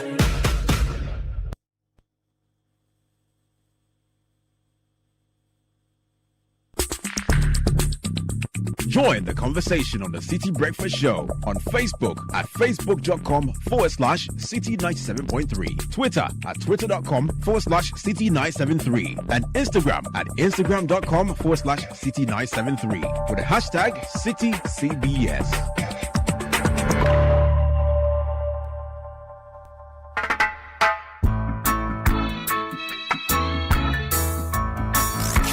Unleashing the power of relevant radio. This is Citi 97.3. Don't worry about a thing. Every little thing gonna be alright. 22 after 8. Good morning, Bernard. Yes. Good morning, Caleb. Good morning, Sky. Good morning, Kakra. Yes. Good morning. Yes. Good morning. Good morning. Godfred. So a couple of things. The Ghana Water Company has sent a statement to correct aspects of what was put out. And Stanimati is ready to speak to us. We'll speak to him to clarify. He's saying that they saw the video, I think 2.5 weeks ago, and they went there with a team, and they are denying the presence of a Ghana water pipe at the place. Okay. There is a sewage problem in the area, which cannot be denied. But the video you played suggested that a Ghana water pipe was directly underneath the leaking sewage with a risk of contaminating drinking water, which they completely deny. So if you permit me to read their statement, the rejoinder to false and misleading social media publication, Ghana Water Limited, and this, by the way, is dated July 13. Ghana Water Limited has taken note of a video circulating on social media claiming that a best Ghana water pipeline inside an overflowing sewage chamber is allowing sewage to contaminate the company's potable water supply. We wish to unequivocally state that these claims are false, misleading, and without any factual or technical basis. Following the circulation of the video, the company immediately deployed a team of engineers and technical experts to inspect the site. The assessment confirmed that the pipeline shown is not a Ghana Water Limited pipeline. It's a trunk sewer inlet pipeline. What does that mean? Sewer inlet pipeline. Okay. So it's for waste. Designed to convey wastewater into the sewage chamber as part of the sewage system. So it conveys wastewater to move some of the waste, some of the goods. The investigation further. So that pipe is not a drinking water pipe, essentially. It's a sewer pipe. It's a sewer pipe. The investigation further established that there is no Ghana water pipeline within the sewage chamber and no best damaged or exposed Ghana water pipeline at the location. Consequently, the allegation that sewage is entering Ghana water distribution system is entirely unfounded. Ghana Water Limited assures the public that its potable water infrastructure is completely separate from sewage systems and is designed and maintained to prevent any interaction between drinking water and wastewater. Furthermore, water supplied by the Ghana Water Limited undergoes rigorous treatment, continuous operational monitoring, and routine lab testing to ensure compliance with the Ghana Standards Authority's drinking water quality standards. The company therefore urges the public to disregard the misleading video and rely only on verified information from the Ghana Water Limited's official communication channels. So my understanding of what I've just read is that there is a pipe. It is a sewage inlet pipe which conveys wastewater as part of the wastewater movement. And you do know that in the past, we used to have Ghana Water and Sewage Corporation, which managed both. Now we have Ghana Water Limited and Sewage. You are right in saying that Nkrumah designed all these underground systems prior to independence. But it's important to point out that the sewage pipes are not the same as drinking water pipes. Right. Yes. Right. But we'll get back to this and spend more time on it. But I thought you should just finish. Yeah, because also remember in the past we've done stories about Tema sewage system. So there is a problem with the sewage system in Tema. not just community 6 and 10, or even community 2. And the whole challenge is some of them are full and some of them have burst their banks. And sometimes when it rains, the water overflows. So there is a problem.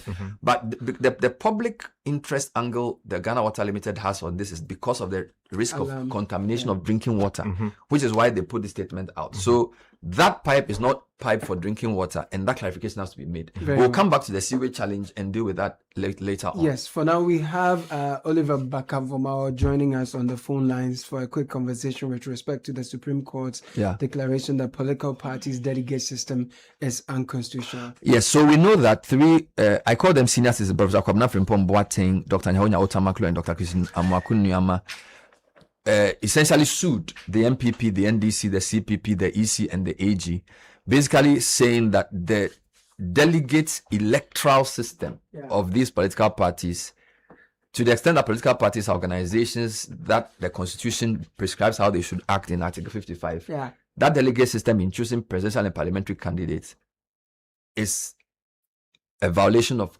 55.5, or basically is unconstitutional or undemocratic. Right. So let's get Oliver, who was counsel for the plaintiffs, to give us some background to this case and, in his view, how seminal the matter was and what really he believed led the court to agree with his reasoning. Oliver, thanks for joining us. Good morning. Good morning. Thank you for having me as well. Great. So give me some background. How long have these three senior citizens been agonizing over this? And when did you take interest in the matter to represent them in the Supreme Court? You know, the interesting thing is that before I got the call to have a meeting with them and discuss whether there's something we can challenge under the Constitution, we had in fact been approached by other citizens, and I sat with them and I said, when I reviewed the Constitution, I think that it's too hard an argument to come up with, and so I don't think it was viable. But then when they called me and we had a conversation, I kind of understood that, you know, there was a cross-generational discussion going on about what kind of legacy they wanted to leave behind and in seeing how the society was going. And so I felt it's my duty to take a closer look at the Constitution to see whether or not we can come up with a theory that the Supreme Court will not treat as a frivolous argument we're making, but actually a serious way to really look at the Constitution and make this argument. And I got the call, I think, a Friday. By the Monday, we had filed it. Spent the entirety of the weekend working on this brief, which runs almost 400 paragraphs on this issue. But I think the takeaway for me, in terms of the conversation I had with them, was that even if it was a novel and difficult argument we wanted to make, they really wanted their take on it, or that people should be aware that where they have arrived as senior citizens, were troubled by the way our democracy was going and thought that something could be done about it. So it's an argument we went to the Supreme Court knowing that, you know, maybe the court will be split on the issue, but nowhere did we anticipate that we were going to be able to convince 5 out of 7 to agree with us, and we were extremely happy about it. Reading through some highlights of your arguments, I think your main argument is that even though political parties claim that they are voluntary organizations who have a right to determine their internal mechanisms and arrangements, to the extent that the Constitution sort of prescribes how our politics should be organized, whatever political parties do ought to meet a certain constitutional standard. And if you look at the way they choose their presidential and parliamentary candidates, that system they use is undemocratic and exclusionary, and therefore should be described as unconstitutional. Is that the meat of the argument? Yes, in many respects. The first hurdle we needed to confront was the idea that inherently representative democracy, or that the delegate system itself, is not inherently undemocratic. And so even though our main linchpin was that the Constitution requires that the political parties set up their internal systems as democratic, we needed to show that the Constitution has in its own mind a particular concept of democracy, because democracy as a word is such an open, or is such a test-shared, an open test-shared, an open content idea, that we said if we look closely at the Constitution, what do we discover as the minimum content of what makes a system democratic? And so what we came up with then is the idea that whatever system that is built, at the very minimum core, must have universal adult suffrage inscribed in it. And that's also, even if that wasn't sufficient, the Constitution expects that how it sets up the presidential and the parliamentary election system for national elections must have a flow through or through the true flow effect into how political parties themselves set up their own internal mechanisms. And so we try to develop this idea of a minimum content of a democracy that the political parties must abide by. But to be able to make the argument succeed, we have to distinguish between internal elections, internal elections, which means election of, party chairman, executives, and all of that, from the presidency and the parliamentary candidates. Because at least on those, we felt we were stronger grounds in saying that if the Constitution sets up their elections in a particular way, it expects that the candidates that are produced to compete for the national elections are also elected in a particular way. So I've had certain people say that, well, they had hoped that the delegate system in its entirety, even in terms of election of party officials, would be abolished. But we said we have to be able to make a careful balance as to what, we can impress that this is what the Constitution is asking of us. And that's essentially what the court agreed, that even though the Constitution says democratic means, there's a minimum content of what democratic means. And in this case, it entails universal adult suffrage. So in framing the case, we didn't even go into the questions of vote buying and others because we were worried that we'll be assuming a higher evidentiary burden that we could prove before the court. But in terms of what the court itself read, we see that the court itself was impressed by those kind of thinking because it talked about how when you have a smaller college, it creates an electoral market which is more easily influenceable. So those ideas itself was impressed themselves on the court, which we thought was very great. Well, from a layman's point of view, representative democracy would mean that we all cannot participate in everything, so that you will have executives who be empowered by the whole body to do things for us. So the question people ask is, if the members of the party had been the ones who voted for the executives, and then the executives then in turn vote for the presidential and parliamentary candidates, would that have been a problem? So that your challenge is that in the whole choosing of the electoral college, the overall membership of the parties don't get involved, for which reason they've been disenfranchised. Because we all cannot go to parliament. At some point, somebody has to do something on our behalf, which is what the arguments of the parties is that, look, we need to have people we've selected to choose our second level of leaders for us.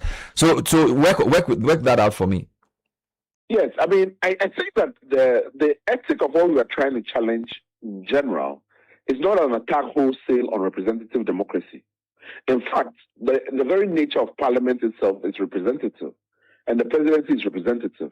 The question is the mechanisms by which those representatives are chosen. So you're correct. In fact, one of the things we took issue with is that even internally, in terms of how the parties are arranged, those who make up the delegate core are not persons who are also selected in a manner in which the delegates vote for them and then they vote. They are people who, by virtue of certain appointments, are appointed to that process. But the bigger question we're saying about, in terms of the electoral college system here, is that what it inherently creates is that it creates a system whereby party members who are all supposed to be on the same footing, by no dint of being elected to those positions, just being chosen by certain other people who are past executives, and all manner of people, are then given more weight in their decision-making, the choice of the eventual representatives than other party members. So there was an equality argument we're making at play here as well, as to the weight of individual votes within the internal party structure. Now, we'll still have to wait for the full decisions to see, of all the the different arguments we canvass before the courts, which ones the court found the most meriting. Even though it upheld all the reliefs, perhaps it might also have reached it through different reasoning. But in terms of our reason, the way we should justify this is that when you create a system like this, some people's votes become more weightier than others. And that itself is offensive, the constitutional idea of equality, which we also derive as one of the minimum contents that the Constitution requires as a democracy. So that's well and good. The other challenge is economy, right? So the court has given an order that the party should, within a year, make sure that their internal elections conform with the Constitution. The parties may argue that, look, our membership is quite large, right? So if you say I should do something, will you give me the resources to do it, or will you? Because you for example, NPP and NEC typically tell us they have about 2 million or more members. Registering those people is not cheap. All right. So can the court simply say do something without then ordering the resources to be made available to do it? Yeah. That's an argument I can deal with on 4 levels. On the first one is that none of the decision and how the court proceeded closes the door as to the conversations around how those systems will be funded. And I think that the conversation about the way forward is not only left to the political parties, but must involve the election manager as well in terms of how we achieve this. Secondly, we have always publicly subsidized the processes by which political parties elect their representatives, right? By the involvement of the Electoral Commission that we pay and subsidize, that this is something where there's always been a public funding element of how these things have evolved traditionally in the past. So it doesn't close the door of how we explore this further and what kind of mechanisms will better allow this for us to be able to achieve the intendment of the Constitution in this regard. On the third point, the imposition of conditions of how political parties form themselves is not new in our body of law. For instance, the Political Parties Act requires political parties to have offices in every constituency and national offices and representatives across the country and things like that. This is a direct cost which is imposed, which I know for many small parties have folded up or have been unable to meet the criteria. But that cost itself is not assumed as being a barrier to the existence. It seems as the conditions or criteria for being a political party. So within the same framework, you can think about the demand for more popular participation as the rules of the game of how you manage the process. In the same way in which political parties impose fees on candidates, where we talk about the cost of those fees, they have always justified it in different terms. So you can think about our democracy imposing conditions of access that must be paid for. But I'm favorable to a mechanism which involves the Electoral Commission in a process whereby the political parties figure out how we do the registration, how we supervise those, primaries in a way that ensure broader access. In any event, the Constitution, the state itself has a duty to ensure broader participation in our democracy.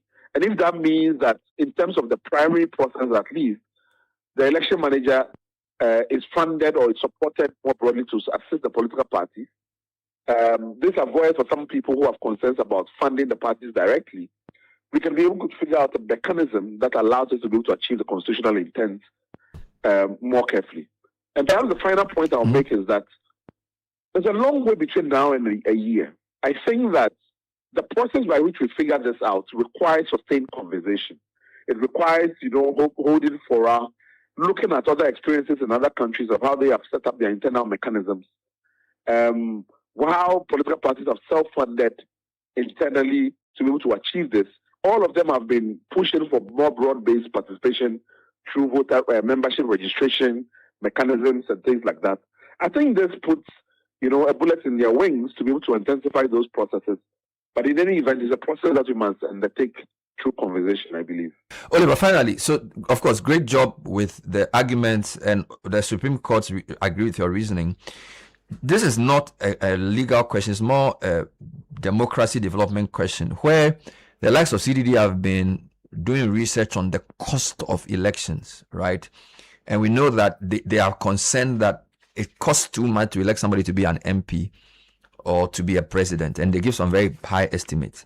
There's a view that with what the court has concluded and ordered, the cost may actually be higher because if you are managing 10,000 people, of course, we are not endorsing bribery or anything like that. But once you expand the scope of the people who are to vote, the overall cost to the party and the individuals may be much, much higher, so that we may be creating a bigger problem than we are trying to solve.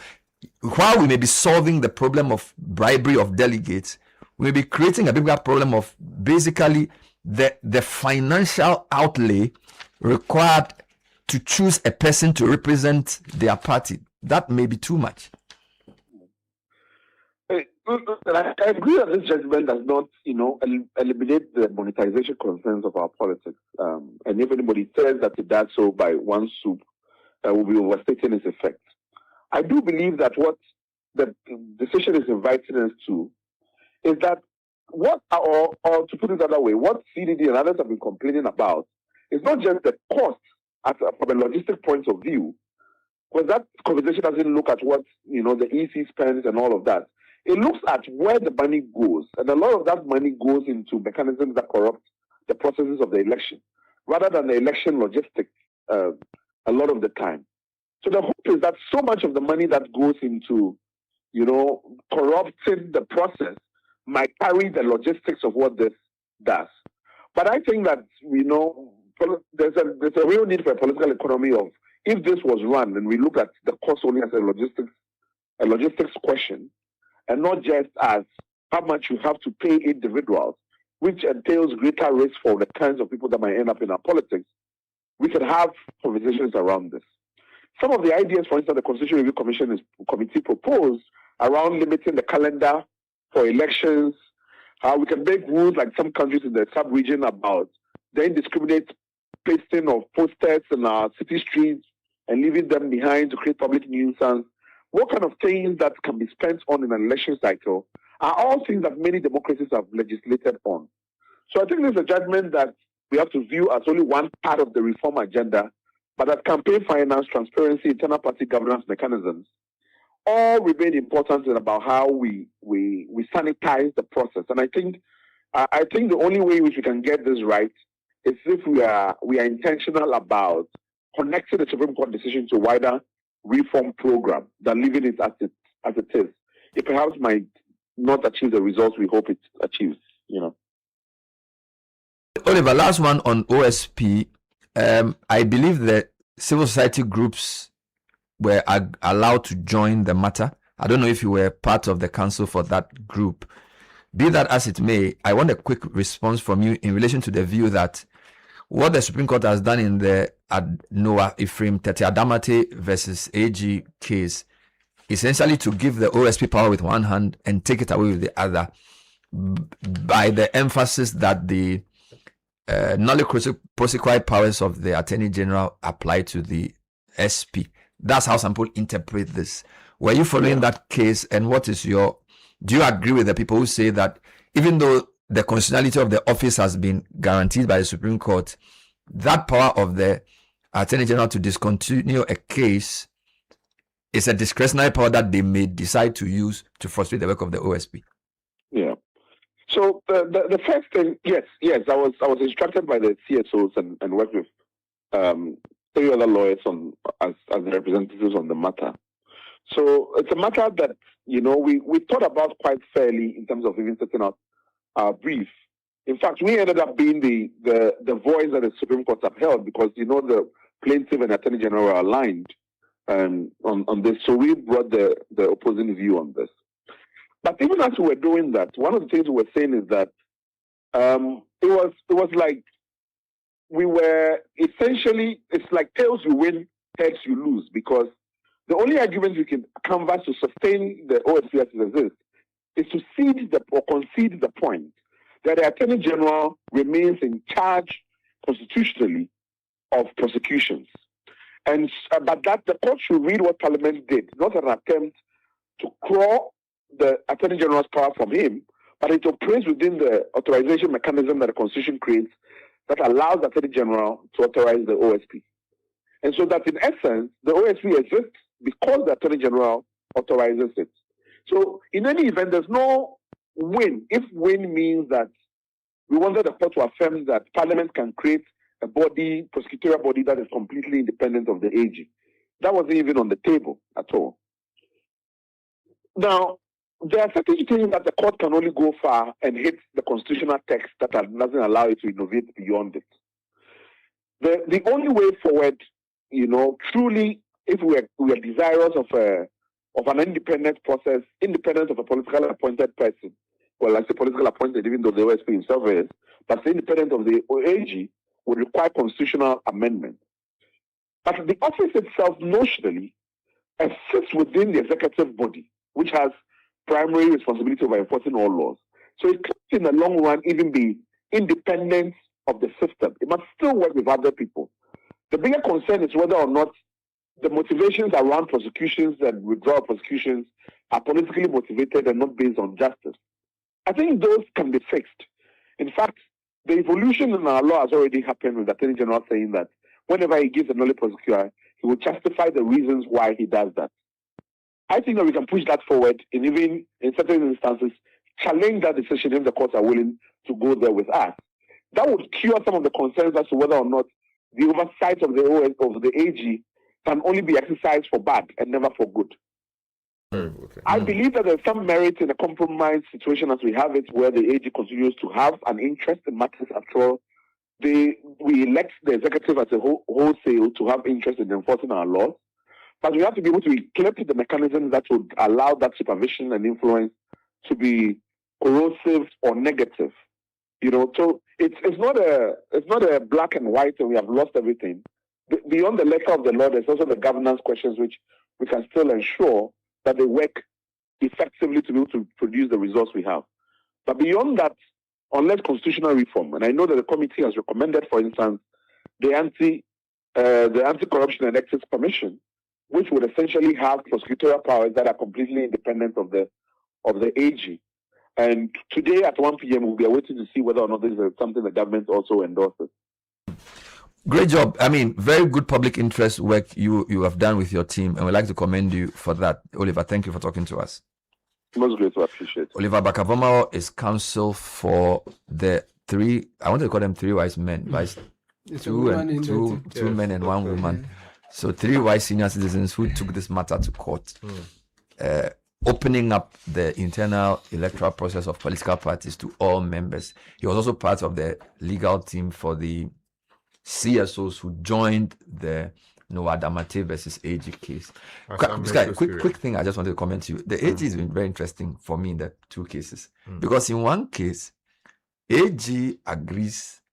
In fact, in both cases, AG agrees with the plaintiff, even though he's being sued. And some could say it's self-serving, right? In the case of the voting for the political parties, AG agrees that the internal process of political parties is undemocratic, so should be opened up, even though AG had been sued. And then in the OSP case, he agrees with Noah Damate as well. So it took the CSO's argument to even preserve. Do you understand what I'm saying? So it says like the AG is blowing a bit hot and cold. Well, to be honest, I've not read the AG's response to the suit as filed by the parties in the case of the Electoral Commission. AG agrees with the 3. Yeah, I'm just saying that I've not. But the fact is that the AG sometimes does that. But the ultimate authority is for the court to determine one way or the other whether the argument canvassed by the plaintiff and which the AG aligns with is valid. And that is why sometimes the argument gets me that in the case of the OSP, for instance, was it right for the Supreme Court to, in their wisdom, say that they were not allowing the OSP to join? Merely because the AG has constitutional authority to respond to suits like that. Because in past decisions, the court had, allowed institutions, including Parliament, to have interest in these matters and to litigate their interest when they thought that it was proper. On this particular score, they said no. On this particular occasion, they said they were not going to do it. So the OSP did not argue its position out. At all. Now, it took the civil society organizations to contract Oliver, Clement, and 3 others. Exactly. Clement, Akapam, and Kudah. Yeah. To litigate the position that they do not think that the suit was intended to have the kind of crippling effect that the plaintiff, sort of argued, and which was somewhat supported by the Attorney General. And I think that it is great that at least at the end of the day, the court was fed with other views. It would have been to make his decision, because it would have been some way. Otherwise, the court would have been put in a position where it would have assumed the role of the CSOs. Can he do that? Well, when because I know properly, that in some countries, in some jurisdictions, sometimes the court takes on a more proactive role, and in some cases, the court is just watching you. If you don't argue, it can't argue for you. well, they are also they provide a certain security against very frivolous arguments, which sometimes get made to achieve a particular end. Mind you, this whole thing started because someone was arrested. He was not happy. A suit, what they call a complaint, was filed at the presidency to actually deal with, the OSP, because they thought that the OSP was acting in a manner they did not agree with. Then there was, an attempt on the floor of Parliament to repeal the entire act and say that the OSP was not fit for purpose, and in any event, we don't want it because it's not serving the public interest properly. The president had to intervene publicly to say, look, I think the OSP's office should remain. But while the president was intervening, some people then went to court to use legal creativity to sort of cripple the OSP. Legal creativity. Exactly. Somehow, the Supreme Court saw through that and made a decision, which you rightly said yes, confirming the existence of the power of the AG to nullify proceedings that had been initiated by the OSP, but to also confirm that indeed what Parliament has done is constitutional and therefore not against what the framers intended. I want to bring Kakra and Godfred in on the first matter because everything we discuss, most things we discuss here, we inevitably talk about the political system we run and how it makes things difficult, and how whether it's local governance, whether it's corruption, whether it's economic management, there's always the invisible hand of our politics. You said politics is the number one thing we worship. That's what you've been saying.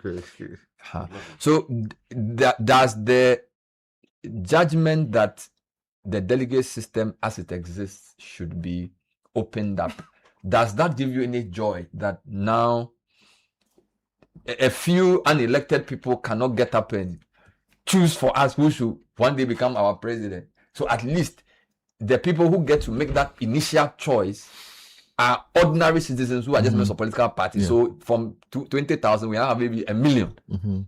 Does that give you any hope that this will make our governance, because both of you are more talking about governance. The politics is what influences the governance. Do you think this will make our politics better and therefore our governance better?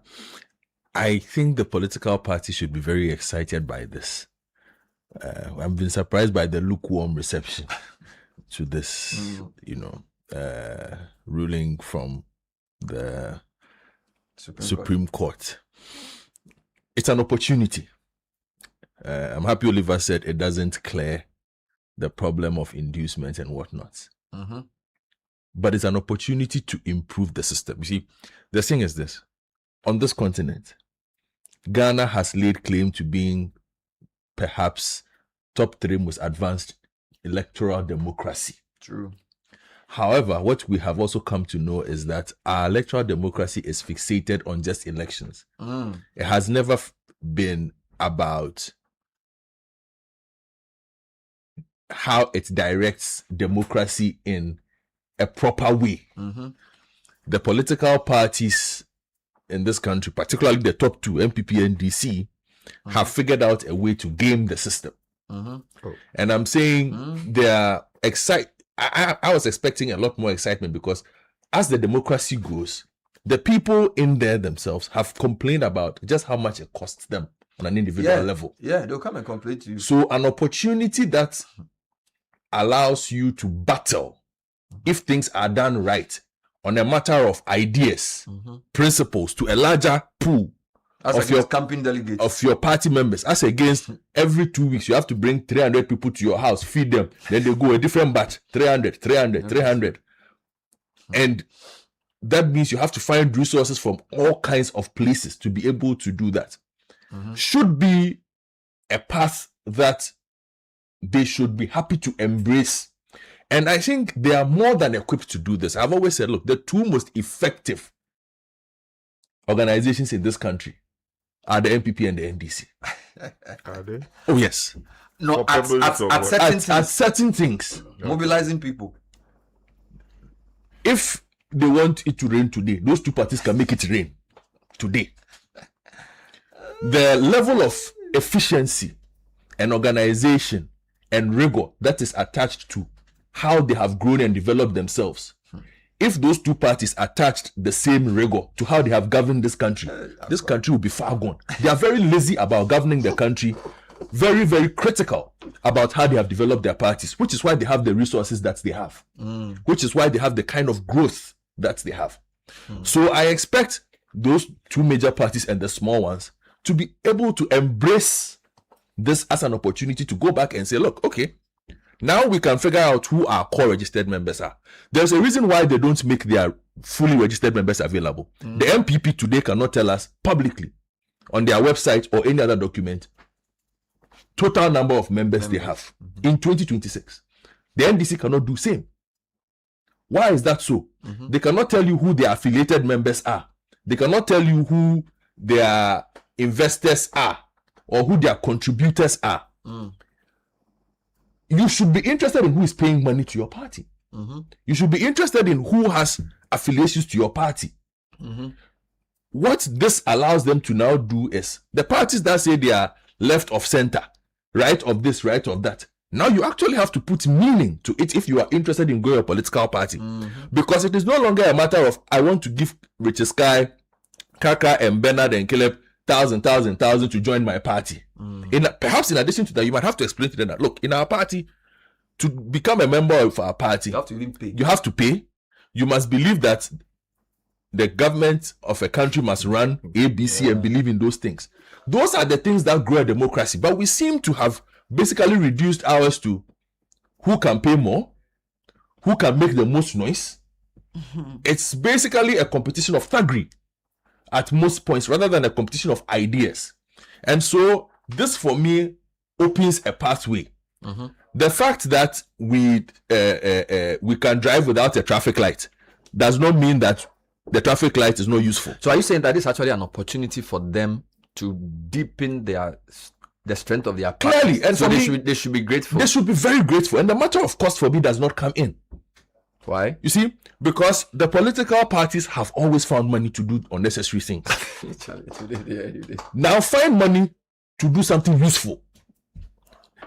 If a political party can find money to do thank you tours, find money to camp whatever, find money to build new offices, find money to go on capacity building, find money to invest in internal, look, the kind of investments that have been made in IT by the political parties, it runs into millions and millions of dollars. The kind of investments that these political parties have made into analytics, it runs into millions of dollars. Social media. Look, if you look at the social media budgets of these political parties, millions of dollars. They should use that money to organize. Realign those resources to setting up the party properly. So for me, the matter of where will the money come from and all those things, doesn't arise. Now, the state also has a role to play in providing certain things that allow the political parties to perhaps not spend as much. Make available the an equitable broadcast platform for them. If they want to talk to GBC, give them their airtime. This one, give them their airtime on radio. Give them those. Do you think members of parties will be willing to pay to be part of a party? If like dues or why are you not willing? If you are willing to die for the party, but you're not willing to pay 200 cedis for the party, are you stupid? No, let me rephrase the question. No, what? But the people who are doing it's not every sympathizer of a party who does the things that Bernard, those people if I can stop work at 7 a.m. because then this Miracle Abuaji has been arrested and say that if you don't give me my father, I will die. And I cannot. Yeah, but who tells that person is employed? No, but you see, maybe he's not employed. No, but so you see, the depth of your loyalty should be reflected in your membership. Then you cannot be a member. But it changes the equation because our political system is paternalistic, where people expect the party to feed them. And that is so what you're saying that change. This is going to now mean that you the member, exactly, is the one now giving to the party. Because you now come to understand what it means to be a member. Do you think Ghanaian party Ghanaians are ready for that might, because in some countries people volunteer for political parties and give to the parties. In our country, say NDC for omu ne yehu omu bi omu inti omu be shira omu ba yeyo inti omu de say ye ni momo. So when they say ye ni mono, it means that you haven't come to see us contribute. So it's a mindset about who. So the parties, not as if they want to waste money. If you go to a typical community where you are coming to canvass for like votes as a new executive, say, but we don't know you. When they say that, it means that you've never sorted us out. So how are you going to convince such a person that now in the new economy you are the one contributing to me? That is the work the parties must do. You see, that's why I'm saying our democracy's face must change. Because when the citizens come to understand that. When I was away, I saw a very interesting video that was shared on our social media platforms. It was Jerry Shaib during the flood, telling one of his constituents that you are in trouble. We are coming to see how we solve the problem for you. You're asking me to give you food. And if I don't give you food, you vote for me. And that's what they do. That politicians and that is how you give politics. You see? That is a woman finish. But he finished. He raised the point that a lot of people felt needed to be raised at that point. That you cannot expect that your only interaction with your party member or party leadership is come and give me food to eat. When you are flooding, I'm coming to help you. You see, because the thinking has always been now that, as for the big people in our party, that i.e. the contributors and whatever, they make big money. And we at the bottom, when they make the money, it is during elections that we get our share of that booty. And now you have an opportunity to let them understand that there is nothing at the top. So vote for my idea and vote for how we will govern the country. So is it the people who have trained the politicians to be giving, or the politicians who have spoiled the people by giving? The politicians have done so. So they created this system. Because the politicians were never interested in doing the hard work of convincing people about what good governance is. That is why a lot of us as Ghanaians don't know what good governance is.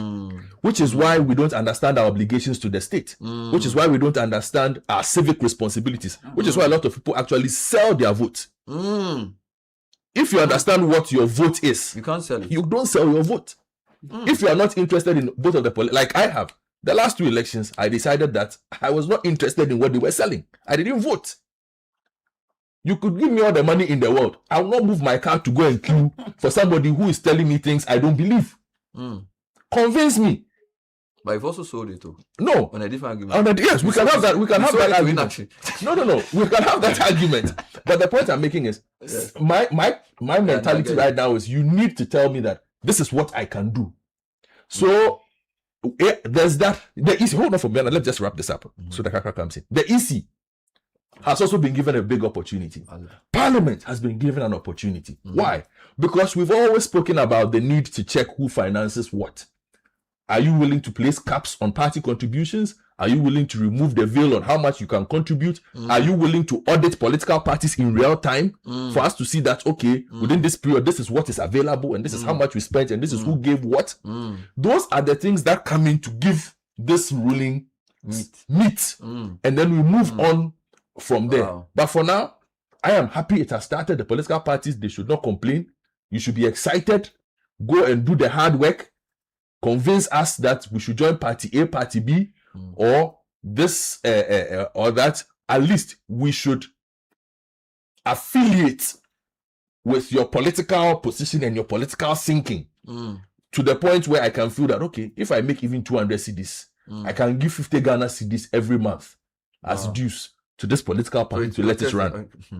To be fair, the NDC has come out to welcome this. The MPP is checkered. Some MPP people I've heard seem to agree, some do not agree. I interviewed Gary Nimaku yesterday, and he said he wanted to see the full judgment before he would make a substantive comment. But he was asking how they were going to finance or fund this type of thing. So he was very skeptical, as some other MP people have been. So generally, MPP's response has been lukewarm, which is understandable because in Ghana, when you are in opposition, things tend to be tougher than when you are in government.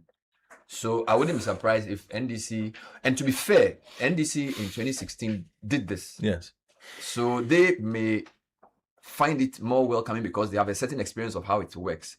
Even though people have been expanding the electoral college, I think this will be uncharted waters for them, which is why they may be more skeptical. I don't know what your comments are on this. So for me, it's like Oliver said, we may be overstretching the extent of this judgment. It's more about the structure of the political system that we run. And this covers an aspect of it, okay? And the structure of our politics, which in modern Ghana we refer to it as democracy. For me, that's the problem. I don't intend to come off as being controversial, but I'm of the strong belief that democracy has not been working, is not working, and will not work for Ghana and for many African countries, and many countries that did not originally practice this system. Okay? This system was sort of imposed through the colonial interaction. Yeah. We are molding it like clay. We are doing our best, whether that is good enough or not. We keep molding it to see what will fit best. But the evidence is there for all of us to see. Working, it's not worked. It's not working. But it will not work that time. It's not working, yes, has not worked, yes, but will not work. And it will not. And it will not. But that's my view, and I totally understand you. It will not work. You see, I'm really trying not to sound. Go. Let's hear you. Ask Caleb will say, go. So you see, this is great, and some of the questions you asked, Oliver, were spot on. But and I sort of agree with Godfred when he talks about the money part. Okay, the money part for me is a bit broader. You have to bring in the economy, and post-independence. Or even before, can we categorically say that the Gold Coast Ghanaian economy has given Ghanaians or citizens some kind of prosperity? Why is our political structure the way it is? Our political structure sort of sits with the structure of our economy. And that is why the politics we do itself is some kind of, or runs some kind of alternate economy, where monies are moving, businesses are occurring, whether legitimate or illegitimate, within the political frame. Now, if the economy or the economic side of the question is not addressed, it's not working for us. I don't think there will be much change on the political side.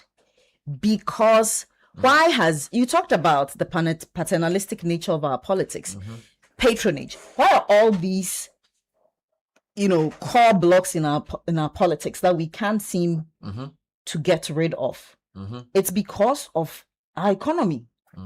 The example he cited about MP Jerry Ahmed.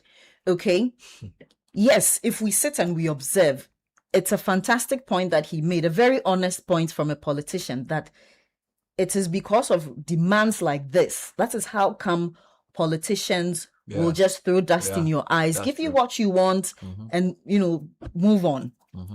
And the picture that is captured in the Daily Guide, if I may include that, the cartoon, it says Promise Buffet 2028. You have the big man in a batakari, says, please keep the faith. Second helping comes after elections. And then the people are standing to his right. So they are labeled the people with empty plates and gloom, waiting for their turn. And then you have on the menu jobs, lower prices, roads, 24-hour economy will deliver, and then manifesto. But I like even the headline. The headline says deep freezer, TV, cash, boiled eggs, party delegate system banned.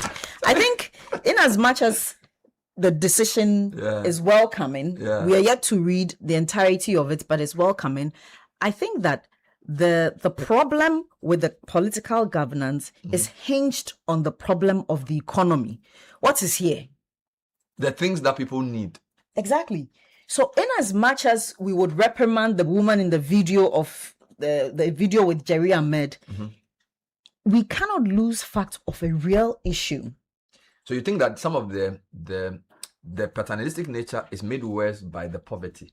So people don't have money. They don't have anything. So they expect their political leaders to give them things now.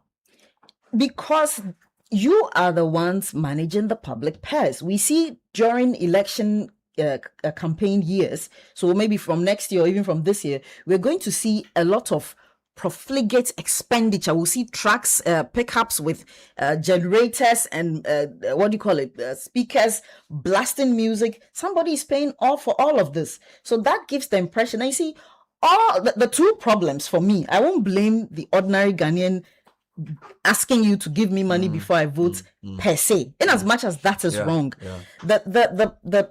The governors, and I always go back to the social contract, they have mastered the art of creating this system. They also manage our economy. We have consistently poorly managed the economy, that it doesn't bring any kind of I don't even want to say prosperity, because that would be too much. They are condemned to cycles of poverty, which makes it impossible for them to break out. And that's the only option, is to trade in their vote. It doesn't mean that they may not necessarily appreciate that, but they are at the most basic level, which is their survival, what they'll eat, where they'll sleep.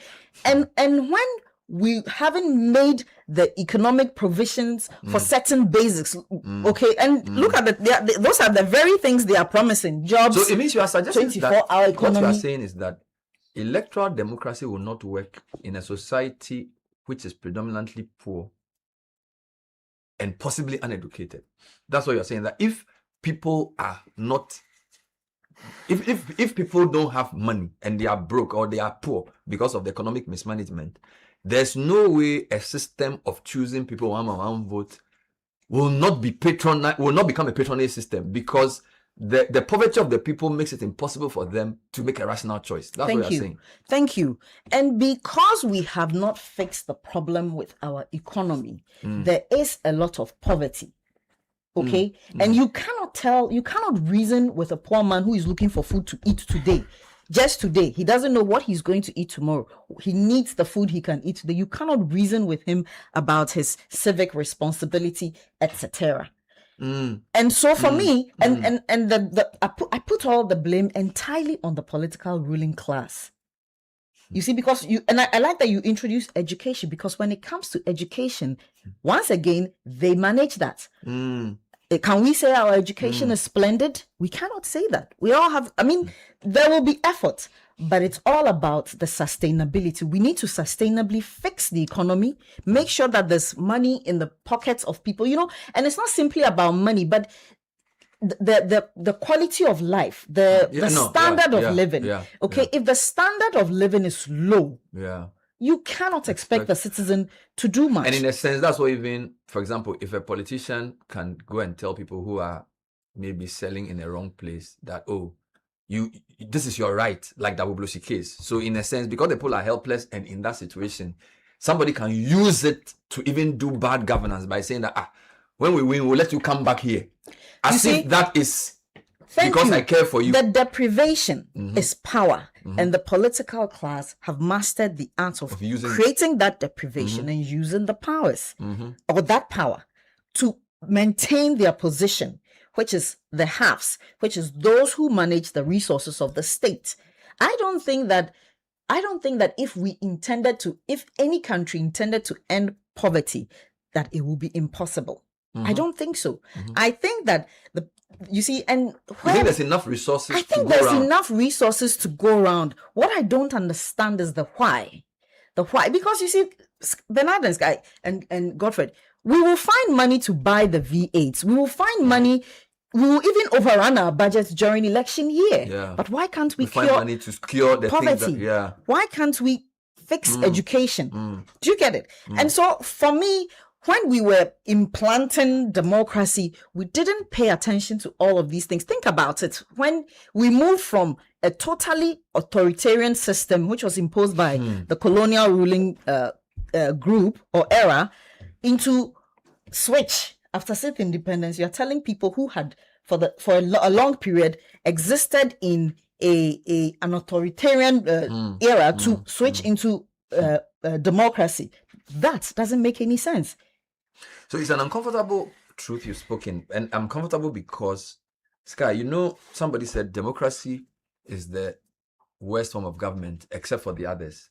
What that is trying to suggest is that democracy is flawed in the absence of certain conditions. So like what you're saying, but because the other alternatives humankind has created are autocratic and so demeaning to people's rights and freedoms, we've all come to accept that democracy is the way to go.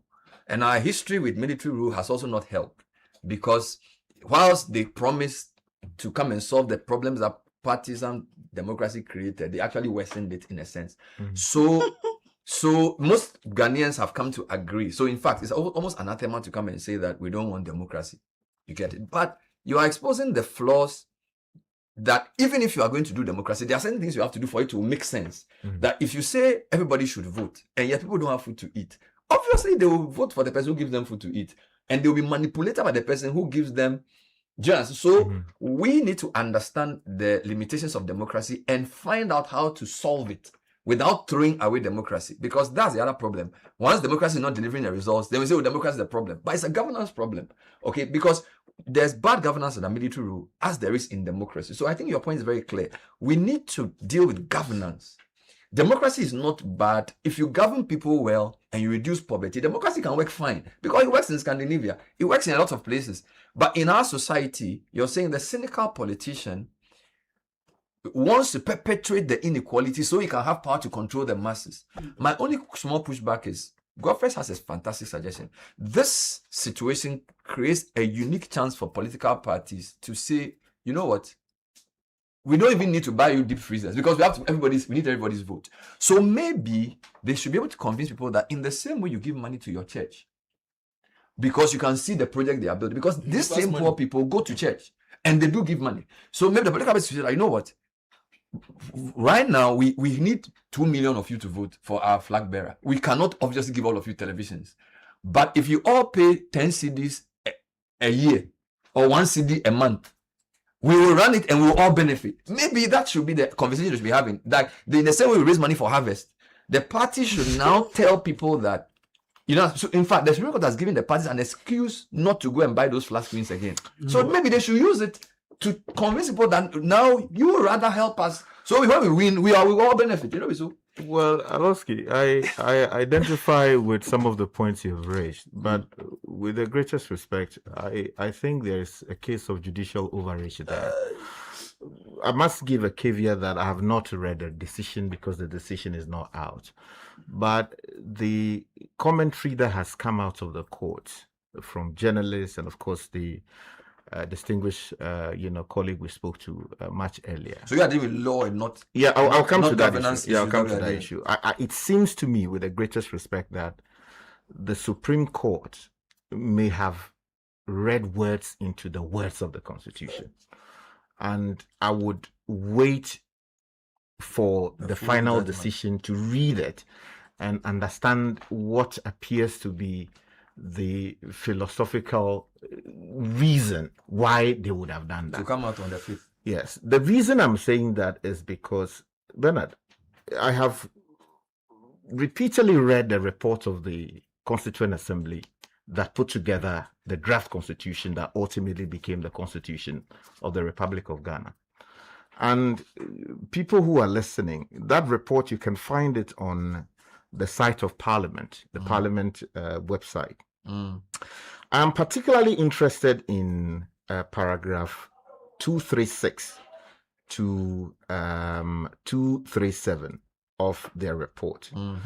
236 says, though political parties have, for the most part, been used to pursue authoritarian schemes, sometimes totalitarian ends in Africa, elsewhere, they have been used in pursuit of genuine democracy.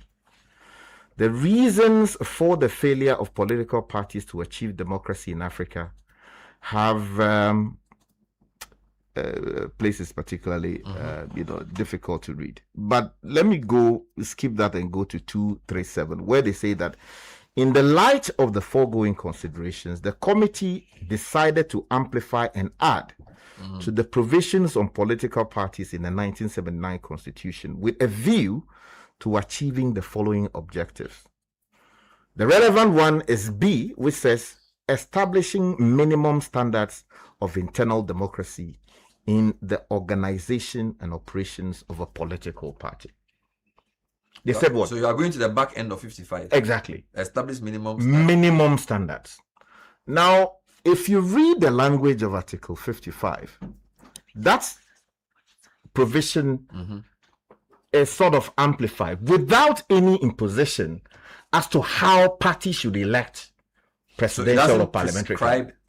How they should do it. Exactly. Okay. It just says that if you read the entire provision, the Constitution is imposing an obligation on political parties to ensure that in running their parties, including the election of parliamentary and presidential candidates, they should ensure compliance with democratic standards.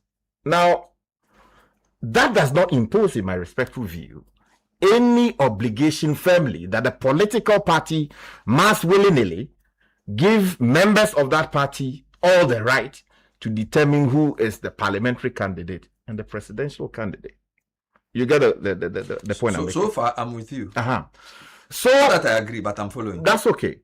So that if the Supreme Court was called upon, and you heard Oliver, he said that when he initially reviewed the text of the Constitution, he took that view.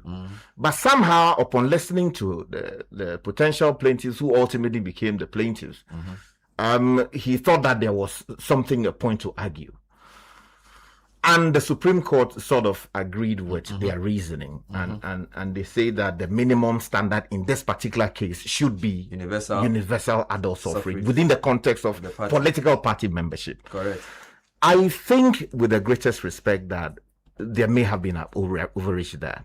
Even if there was, or we were to say that there is some deficit in the language used by the Supreme Court, the Constitution, in my respectful view, that is a matter entirely within the domain of Parliament to supply the deficit, which is to say that the provisions of, Article 93 thereabout and at 106 of the Constitution then can be invoked for Parliament to tell us how political parties must elect their parliamentary candidates and presidential candidates.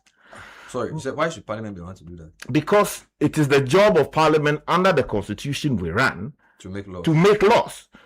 It is not the job, with the greatest respect, of the Supreme Court to be making legislation. Of course, in other countries, they made a law. Say it again. They've interpreted a law and said that the way you practice your internal elections violates the law. So they've done interpretation. They just give a consequential order to the EC. Yeah, what I'm saying, that is why I read to you the report of the Constituent Assembly, and said that even the framers of the Constitution, the people who structured the Constitution that we eventually adopted, had said that they were laying down what should be a minimum floor without explaining what the minimum meant. Exactly. Without explaining it, the minimum floor.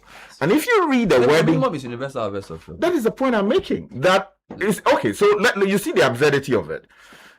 And again, I've not read the decision. We are operating on the basis of what was reported and what appears to be the overwhelming headlines. Exactly. Yeah. That the Supreme Court says using delegates is unconstitutional. Universal adult suffrage. The delegates electoral college system in the manner in which the three political parties use it is violates 55.5. Exactly. And that's to prescribe expressly when the Constitution does not say so. So the further prescription. Okay, so are you saying that you could have said the current delegate system is not constitutional? Exactly. That they should not then go ahead and prescribe how they should do it. So here's the point. So, for instance, you heard Oliver suggest that in their argument they thought that there was an issue with the lack of or apparent lack of equality of votes. Yeah. You understand? Because of how some of the people are elected, some are appointed, some are former officers, and blah, blah, blah. So if there is that defect in the eyes of the wisdom of, or maybe the judges who sat on the matter, they could easily have said that, look, this matter should be cured, right? But the way to cure it is a matter to be legislated upon by Parliament. But to arrogate respectfully to the Supreme Court the rule-making powers of Parliament and say that in their wisdom, in their interpretation, the idea of democratic elections in parties for purposes of determining who is a presidential candidate and who is a parliamentary candidate, the way to go is universal adult suffrage. It's particularly problematic. But is universal adult suffrage not the global standard for fair elections? No, it is not. It is not? It is not. If you go to the US, there are states which allow electoral college to determine who a presidential candidate is. There are states which allow. No, but that electoral college system is conjunctive to the popular voting. So the electoral college system is not. No, I'm talking about primary elections. Primary elections. Okay, I'm talking. Okay. You don't go to every state in the US and find that every political party member is voting to elect a particular candidate. I see. There are states that allow it. There are states that say no, the college must do it. Okay. If you go to the UK, the same thing happens there. There are people who say all members should elect. There are people who say no, let's use the college for the purpose. Yeah. So if you look at it, but wasn't there in the UK, you know better, wasn't there a change in 2014 regarding that matter to get to this point that we are at? But they have since reviewed that in many ways. Okay. The point I'm making is that while I understand the wisdom that would have agitated the clamor for every member to vote, and it would almost always seem to be that if we do it, people will be saturated financially and therefore they will not be able to buy votes. With the greatest respect. And again, as Oliver himself admitted, that argument doesn't wash for me. Because even in national elections in this country, what is the meaning of Bentua politics? Because at national elections, politicians found the money to go into constituencies, give Bentuas to village people as a way of enticing them to vote one way or the other or abstain from voting. We have seen that with envelopes that are handed out on election day or days before election. Chicken sometimes offered. We have seen drinks being offered. We have seen cloth. All kinds of things are offered. The point I'm making is that even if you go back to 2015 thereabout, if my memory serves me correctly, when the NDC decided that it was going to open up the process for all party members to participate, vote buying did not end, right? You still had reports in this country of people actively recruiting people financially to act in one way or the other. So the point I'm making is that while it is the job of the Supreme Court to interpret the Constitution, having regard to all matters placed before them, including what would have been within the thinking of the framers of the Constitution by way of this particular report that I cited, I think that in doing their job, while I have not yet read the judgment, you have made it. It seems to me that on the plain reading of the text of the Constitution, the language the framers of the Constitution used when they were putting together the report, and considering global standards elsewhere, I think that they acted in excess of. For me, I'm not a lawyer, but I will just tell you that a Supreme Court interpretation becomes law. Inevitably is law. Yeah. No, I've not said otherwise.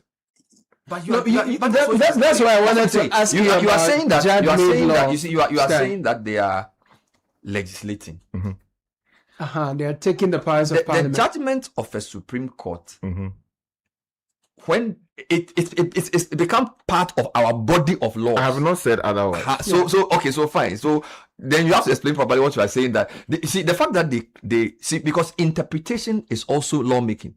Interpretation. Yes, because if you interpret, because I'm saying to you that thing. So we are putting your law in conjunction. We are putting your law we are comparing your law to the higher law, and to say that when we compare the logic of your law to the supreme law, your law is unlawful. So we struck down your law. That's lawmaking. And so the new one becomes the president. Yes. So the new president is also law. For you to understand the argument you are making, you have to understand how governments are constituted. This is a long which I know you know. No. Let me explain it briefly. You see, all these arms of governments have their roles. Yes. The executive's job is put out there. The legislature's job is put out there, as you do know. And if you read Article 93 and 106 and how laws are made, their function is there. Their job is to make the laws. Now, when they make the laws, the judiciary's job is what? To interpret, apply, and enforce as the case may well be, depending on what's happening. But strictly speaking, it is not their authority to enforce and all of that. So the point I'm making is well rooted in parliamentary practice. That if there is a deficit in terms of how the framers intended us to elect our presidential and parliamentary candidates, that is a deficit to be supplied by Parliament. So Parliament goes to sit down. Yeah, I get that. Looks at the text. But it's not a deficit. There's a question of two interpretations of, because that 55-5, the political parties believe that their internal party laws do not violate it.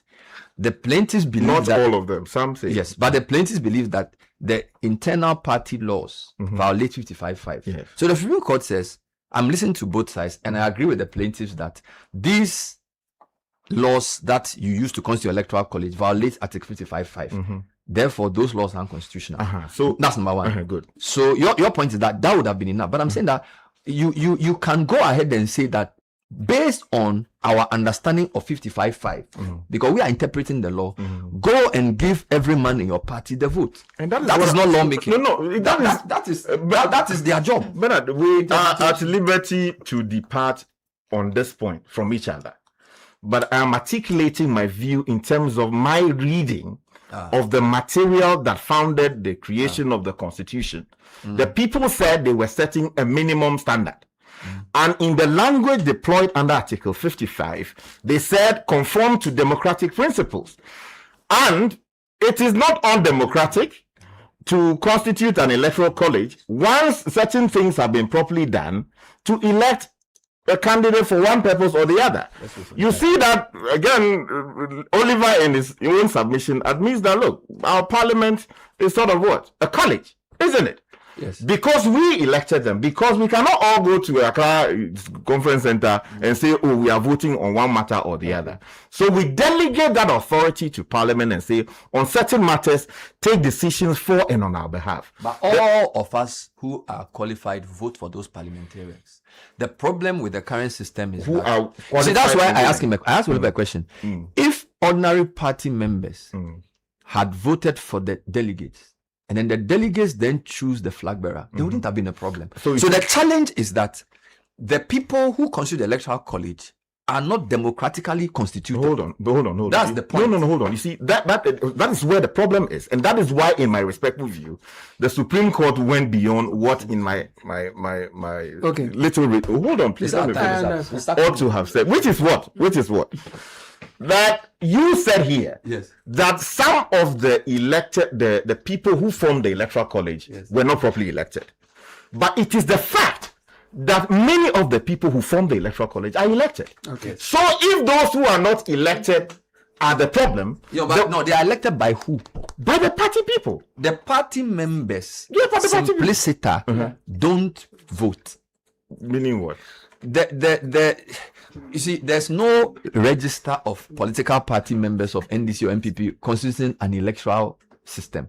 So there's a system they use to choose their branch executives. At the local level. It doesn't involve all the members within that community. Okay, so let me ask you this. So Sky, hold on. One second. Let me ask this question. We want to the thing will come out on Friday, so when it comes, we can discuss it. We want to hear the voices of our listeners too, who've been listening for some time now, Kakra. Let me just read this interesting one. Someone sent to Bernard and he shared on the page. It says, is this Stanza Stark, right? This is from Game of Thrones. It says, Stanza Stark said, Sansa Stark. how do you control a population? Sansa Stark said, and I quote, how do you control a population? You keep the people poor and uneducated, tell them the same lie for centuries and tie that to religion. And Hafiz Tijani, middle belt bureau chief, he sends a message. He says, when the NPP held its parliamentary primary to select a candidate for the Kumeuba election following the passing of Baswa, a delegate after the election said he got 8,000 Ghana cedis from the aspirants on the voting day. He boldly said he used part of the money to buy a standing fan for his girlfriend, which had been a request he had been trying to fulfill. Other delegates openly said they made 10,000 cedis, etc. In the recently held constituency elections of the NPP, some delegates were reluctant to go and vote because they wanted to get their share from aspirants before going through the process. I think the delegates are also aware of the business angle of these elections. This one says this. Yeah, go for it. Let me get this for you. This will eliminate the so-called delegate system where the guys get cocoa seasons. It will give everyone an opportunity to participate in the decision-making process in selecting leaders, especially at the national and regional level. These positions are not to be left to a handful of party members to decide. As for who fund it, party members can pay dues, and a part of the dues could be used to fund elections. If you call yourself a political party and you can't fund your own internal elections, you have no business continuing as a political party. To make this effective, they must make party cards mandatory to every member. This is Tafamba David from Chibi. Right. 100% agree with Kakra. This democracy thing is not a thing. It's not working for us. M Lucky from Tema says, M Lucky Boy from Tema says, good morning. I agree with Godfred. MP and NDC are the downfall of Ghana. They should do better. The ruling is good for democracy. Good morning, team. I agree with Godfred. Both NDC and MPP have conspired to run this country aground, destroyed it at the least opportunity, and rewarded themselves with our sweat and enact policies that stealthily steal money from us. How is it that a political party is better, more resourced, and its members richer than the country where they live? These parties are just the devil in our daylight and our nightmare and our problems. The more we go through the deliberate pains they cause us, the more they gain from our collective pain. Brigands. Paul from Bichile is very, very upset this morning. Yeah. Bernard, please, deciding not to vote is also a vote. Daniel from Lashivi Community 17. Good morning. I think my brother Godfred hasn't come to terms with the fact that our literacy levels as a nation haven't taken away the reasons for the collapse of the extended family system. I hope you get me. The ordinary Ghanaian travels abroad and immediately believes laws exist and they work. The same person returns to Ghana and throws rubbish from his car into the street. Politics in Ghana is and will never be devoid of buying people's votes in spite of your integrity. I tried contesting constituency election and my ward started demanding plastic chairs from me and all new entrants. I beg, this ruling can only reduce the number of candidates, but Sikano dear, it no go. That is from Chris, says from if money no Shukura. data, if no data, make everybody stay put. Chris from Shukura. Well, in the absence of the money you would have gotten from the aspirants, delegates, if you have need for money, talk to bills. They provide money. Because we all know that silence when the rent is due and you can't pick up that call. The shop is empty, you're pretending it's fine, salaries run out, and there is still more days to go. When your business idea is ready, but the cash isn't, the silence has a name. It's called money. So break that silence, whether you need working capital, salary loan, emergency cash, or startup funding. Your Ghana card is all you need. Call Bills Microcredit today, 0596-920-833. Break the silence. Bills got you. And Diamond Cement is helping you build, and they have the very best cement on the market, 42.5 hour grade. They've been in the market, in the business for for 26 years actually, and they are rated green by the EPA. They have the affordable 32.5 hour grade as well. You deserve the very best, so choose Diamond Cement. Locate them nationwide. Their factories are in Aflao, Takrady, and Buepe. 0244-313-368. Diamond Cement is still as hard as a diamond. If you're looking for a best of flavor in every sip, you will discover the refreshing taste of Piva beverages. We have Piva Cola, Piva Orange, Piva Cocktail, Piva Grape, and Piva Tangy. So grab yours today, 0550 032 231. Piva beverages, a taste you will love.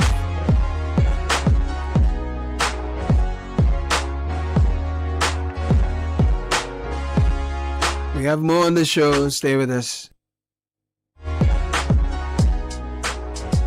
This is the Citi Breakfast Show, the city's biggest conversation. Your attention, please. Flight C8 has been delayed. Again. Madam, can you please point me to the water fountain? And please watch my back and phone whilst I'm gone. You can be a traveler with infinite worries. Hello, Mr. Anand. Your lounge access is ready and your seat is warm. Or you can be a traveler with infinite privileges. Champagne, sir? Original the drink. Choose EcoBank's infinite privileges with an EcoBank Visa Infinite card. Access airport lounges worldwide, fast-track services, best-in-class daily limits, and enjoy other exclusive travel and lifestyle benefits. Infinite privileges await. EcoBank, the Pan-African Bank. Are you ready to advance your career, sharpen your leadership skills, and become a transformational professional? Welcome to Heritage Christian University School of Graduate Studies, Research, and Professional Development. Enroll in our MSc, MA, and MPhil programs designed for today's global leader. Flexible learning, experienced faculty, practical research, and a Christ-centered academic environment. Choose from a wide range of graduate programs in cybersecurity, systems engineering, accounting, HR management, public sector management, business intelligence, corporate governance and leadership, organization development and consulting, Christian studies, and more. Weekend and hybrid learning options are available for working professionals. Contact us through all media channels. Call or WhatsApp us on 053-237-3100. Heritage Christian University, educating compassionate entrepreneurial leaders.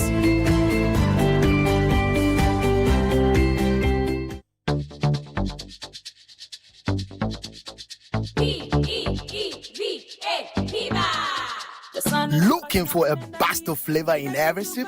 Discover the refreshing taste of Piva beverages. Enjoy the classic Piva Cola flavor, perfect fit anytime. How about a fruity adventure? Try our delightful Piva orange fruit drink packed with recognized citrus flavor. Craving something exotic? Our Piva cocktail fruit drink brings the tropics to you. For a sweet and juicy treat, grab our grapefruit drink and don't miss out on the refreshing Piva Tangy fruit drink, bursting with tangy flavor. Piva Cola, Piva Orange, Piva Cocktail, Piva Grape, Piva Tangy. Grab yours today. Available now at your local store. Call us on 055-00-322-31. Piva, a taste you love. This advert is FDA approved. P for Piva. Admissions. This August, begin your future at Valley View University, the only university that gives you more than a degree. The 2026-2027 academic year begins at all our campuses, Oibi, Kumasi, and Techiman. At VVU, our holistic education builds character, nurtures faith, and prepares all students for real impact in the world market. Our alumni are excelling in fields such as computer science, biomedical engineering, nursing, midwifery, education, communications, business administration, agriculture, agribusiness, theology, and more. Choose VVU. Learn with values, lead with confidence, and serve with excellence. Admissions are open for the September 2026-2027 intake. Apply now at admissions.vvu.edu.gh. VVU, excellence, integrity, and service. Hey, so what goes into building quality structures? I mean, literally, what goes into it? Wujaf, you don't want to be sitting here somewhere worrying whether or not you did a really good job. It's a very simple equation. If there's no diamond cement in the mix, massa, forget it. Don't start cry. Menye, diamond cement has been providing builders, block makers, and construction companies that peace of mind for years. Diamond cement is 42.5 R grade cement. Unbeatable quality made right here in Ghana. And because we have your pocket in mind, we provide 32.5 R grade so that everybody getting on. No long talk. Coco Jack. If there's no diamond cement in the mix, don't start. Locate Diamond Cement Ghana Limited nationwide with factories in Aflao, Takrady, and Buipe, or call 0244-313-368 or 0540-111-978 or 0202-021-175. Diamond Cement, still as hard as a diamond. Who dey brass? We dey brass them. Who dey brass? We dey brass them. Who dey brass? We dey brass them. Brass your teeth. Brass your teeth every day and night. After eating before bed, brass the gems away. The sugar jam, go brass them. Fufu jam, go brass them. Rice jam, go brass them. Go. When it comes to your teeth, follow World Cup. Brush them twice daily with Pepsodent, now in limited edition packs. This advert is FDA approved. What will the world need tomorrow? Smarter systems, bolder thinkers, people who don't just use technology but build it as well. At Academic Citi University, that's exactly whom we train. Whether you're starting your undergraduate degree or advancing with a master's program, from business and communication arts to engineering and computational sciences, our programs are built with industry for real-world impact. You won't just graduate with a certificate, you'll graduate ready to solve, build, and lead. The future belongs to those who are prepared. Are you ready? Call 0594 030 308. Academic Citi University, educating future-ready leaders. This is the Citi Breakfast Show. This is the Citi Breakfast Show. The city's biggest conversation. Quarter to the top of the hour, and we have our friends from GAFES in the studio, Ghana Fellowship of Evangelical Students. A campus ministry director is here and chairman of the planning committee for the TB Dankwa Memorial Public Lecture is also here. We'll be telling you a bit about all of that. What you need to know and why you've got to be there. That's coming up shortly. In the meantime, please give your child the foundation to thrive in an ever-changing world at Basto School Ghana. We combine academic rigor, innovative teaching, and enduring values within a nurturing environment where every learner is known, supported, and challenged to excel. Our students follow an internationally recognized American curriculum, graduate with an American high school diploma, and gain a competitive edge through dedicated SAT preparation and advanced placement courses. This distinctive pathway positions them strongly for admission to leading universities globally. And we believe exceptional talent deserves exceptional opportunity. Our scholarship program offers multiple categories, including academic excellence, leadership, need, and merit-based awards, making a world-class international education accessible to outstanding students from diverse backgrounds. Call 0277-070-020. Enroll today and invest in a future without limits. Basto School, where you belong. You may ask yourself why healthcare always feels like a battle. 1 minute you're fine, the next you're facing rising costs and a diagnosis you weren't ready for. Eden Care is the reset button you need. Eden Care is Acacia Health's dedicated insurance for individuals and families. And what we love about it is that it combines everyday easy accessibility with absolute trust and experience of a proven health insurer. We are the health partner that actually answers when you call, making sure your family is shielded from the wahala of uncovered expenses. So stop fighting the system, start working in peace. Reach out via edencare.acacia@myenterprisegroup.io. Choose Eden Care today. Eden Care brought to you by Acacia Healthcare. Really, really delighted to welcome to the studio Mr. Bright Abwaji Obing. He is Campus Ministry Director for the Ghana Fellowship of Evangelical Students. Yeah. He's here with Reverend Emmanuel Mauli Akliga, Chairman of the Planning Committee of the T.B. Dankwa Memorial Public Lecture. It's been a while we had you in the studio, so it's really good to have you back. You're most welcome. Thank you. Last time we spoke, we must have been somewhere else. Yeah. So welcome to our studio here, and good to have you. How have you been? I'm talking about the Global Evangelical Ghana Fellowship of Global Evangelical Students, the fellowship. Yeah. Well, by God's grace, the Lord has been so faithful with us. Maybe if you care to know, this year marks our 60 years of existence. Wow, 6 decades. Six decades. Amazing of stuff. Student ministry. And I must say the Lord has really been gracious with us.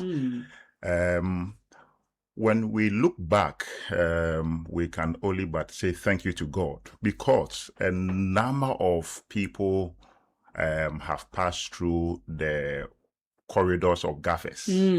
And when you cast your mind to the Christian setting in our country and even beyond, if I think I dare say that a number of those in leadership at the various economical bodies can trace their roots to GAFES. Absolutely. For which we are grateful to God for. And so, and then beyond that also, there are several others in the marketplace playing critical roles.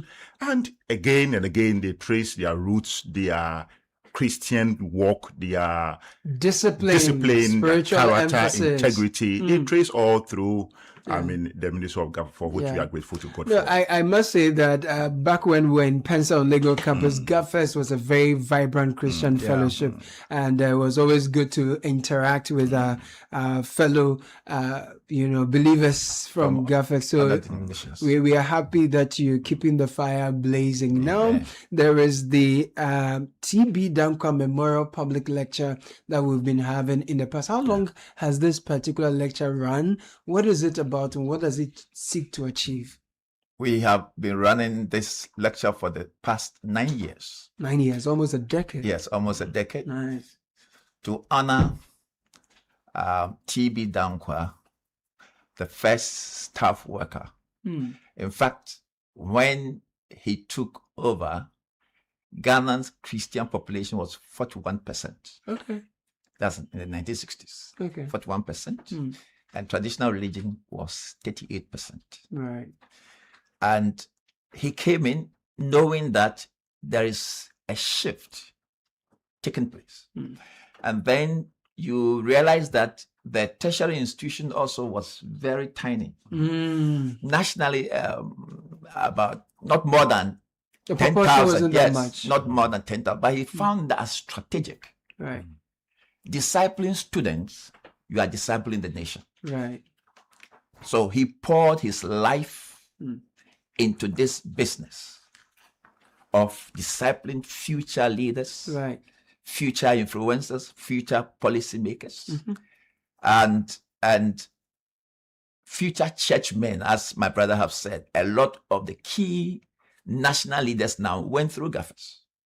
So he poured his life into it. And not only that, on the African scene, he was there as an icon, discipling over the Anglophone African terrain. Right. So this is a man, to me, and history will also show that the charismatic renewal, or the Christian renewal we had from late 70s into the 80s, that was where his work was thriving. I will believe a person like this, who have left a legacy, a national movement of Christians across denominations, should be honored. So that was the first thing. But what we are tying to his legacy is that we want to also look at national issues that is of pertinent concern for the nation, and want to bring a biblical lens. Okay. Hence the public lecture. Very well. So we talk about national issues from the Christian's response. Right. And that's what we've been doing all these 9 years. Amazing. And of course, we also bring our stakeholders together right. and friends right. to fraternize and have good fellowship and be challenged to go ahead, go out there and make positive influence, continue our positive influence in our country. And then use the platform to raise support for various GAFES projects. Right. And this year we'll have the legacy project. And we'll hope that the public lecture will key into it and raise some funds. So what's the focus of this year's public lecture? Who is the speaker? Right. What would the speaker be speaking to? Right. And then what legacy project are we hoping to undertake? Right. Right. So, thanks again. Just to make a slight correction. So, because I was eager to respond to your question, I think you mentioned Bright. Yes. Apologies. So you are Isaac Mensah Newton, National Director. My apologies. Yeah. So back to the question. So this year, just as I said earlier on, tied to our 60 years, celebration. Yeah. The theme that we are looking at is transforming the campus, transforming the nations. Transforming the campus, transforming the nations. Okay. And it is basically, because we believe that when the campus is really engaged with the gospel, those who are going to come out of that, we can be certain of what kind of product we are going to, really release into the market. Sure. And so this topic, transforming the campus, transforming the nation, and it's not as if we have not done that before. For the past 60 years, that has been our main goal focus on the campuses. Because a lot is going on in the campus. A lot. The minds of young people has become a battleground. Yeah. And in fact, maybe if you care to know, when Reverend Aleja went to the university, he was much older than we see now. So even today, much more younger people find themselves in the university. True. And with a lot of freedom at hand. And so if we continue to engage them at that level, then we are secured of a brighter future. So that we are getting them to live purpose-driven lives. Certainly. That will not be swayed by the trends of the times. Right. That's amazing. So I see that Professor Dela Adadivo is the speaker for this year's lecture. Tell us a little bit about Prof and what we can expect from her lecture. Prof is the Vice President, Global Vice President of Campus Crusade for Christ International. Powerful. And he had his conversion right on campus, 1976, through GAFES mission. And he's a great transformatory leader, expert. So he is taking this year's lecture, and is going to, we believe that the gospel transforms life. And students are also very critical for national development. So if the gospel meets them, then we can be sure something good will come out of it. Powerful. So the lecture is looking at what has happened before this past 60 years and what we look out for as we go into the next 60 years. Reverend, where will this be happening and how can people be a part of it finally? So the where, when, and how. We are having at the British Council Hall. Okay. Yeah, and it's at 6 o'clock, 6 p.m. today. Okay, good. So we will do well to be there. Reverend Emmanuel Mauli Ahlija, Chairman of the Planning Committee for the TB Dankwa Memorial Public Lecture. Thank you for your time. Together with Mr. Isaac Mensah Newton, National Director for GAFES, we are grateful for the work you do and we wish you the very best. Thank you. With your public lecture, we're grateful. Tell you what, fraud doesn't wear a mask. That's because fraud doesn't look suspicious any longer. It can sound polite, seem helpful, urgent, and can even appear to come from someone you trust. But the moment you are asked to share your PIN, that's your one-time password, click a suspicious link. Look, that's your cue. When in doubt, always pause, think, and verify. Shine your eyes, protect your account. Stop the fraud, spot the fraud, and stop it. 030-708-6000. Omni Basic Bank, not just another bank.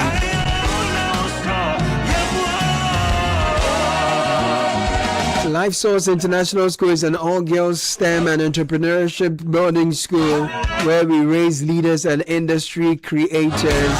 We are at a Pump Junction. 055-955-2263 is the number to call. Bring your girl or child. We will transform her into a leader.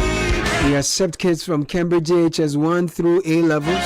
We offer a safe learning environment, affordable tuition and scholarship opportunities. Enroll today at Life Source International School. I have great news for you. Ongalicious Abengwaha promo has been extended to the 15th of August. Participation is also even made easier. 20 Onga powder promo sachets or 20 Onga shrimp tablet promo wrappers or a mix of the two, making 20. Submit them at any of our redemption centers near you. You will receive a scratch card. Scratch it. Send the unique code you will see to *713*27#. Win instantly. There is over 4 million Ghana cedis worth of cash and prizes to be won. This includes cash prizes up to 200,000 Ghana cedis, smart TVs, deep freezers, washing machines, kitchen appliances, and many more. Promo ends on the 15th of August, so look sharp.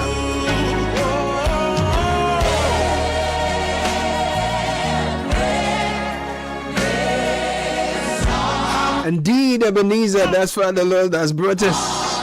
My name is Caleb Kudah. Now Oyo Quarter will be taking over with Branch in the City. Don't forget the Distinguished Alumni Lecture Series, a conversation and cocktail at the University of Ghana School of Law Auditorium will be happening later today at 3 p.m. His Lordship Justice Emmanuel Yoni Kolendi is one of the distinguished speakers, together with His Lordship Justice Sir Dennis Dominica J. Alumni link up, students will be there. Thank you for doing the listening. Abeku Odum, the richest man, thank you. And to the entire team,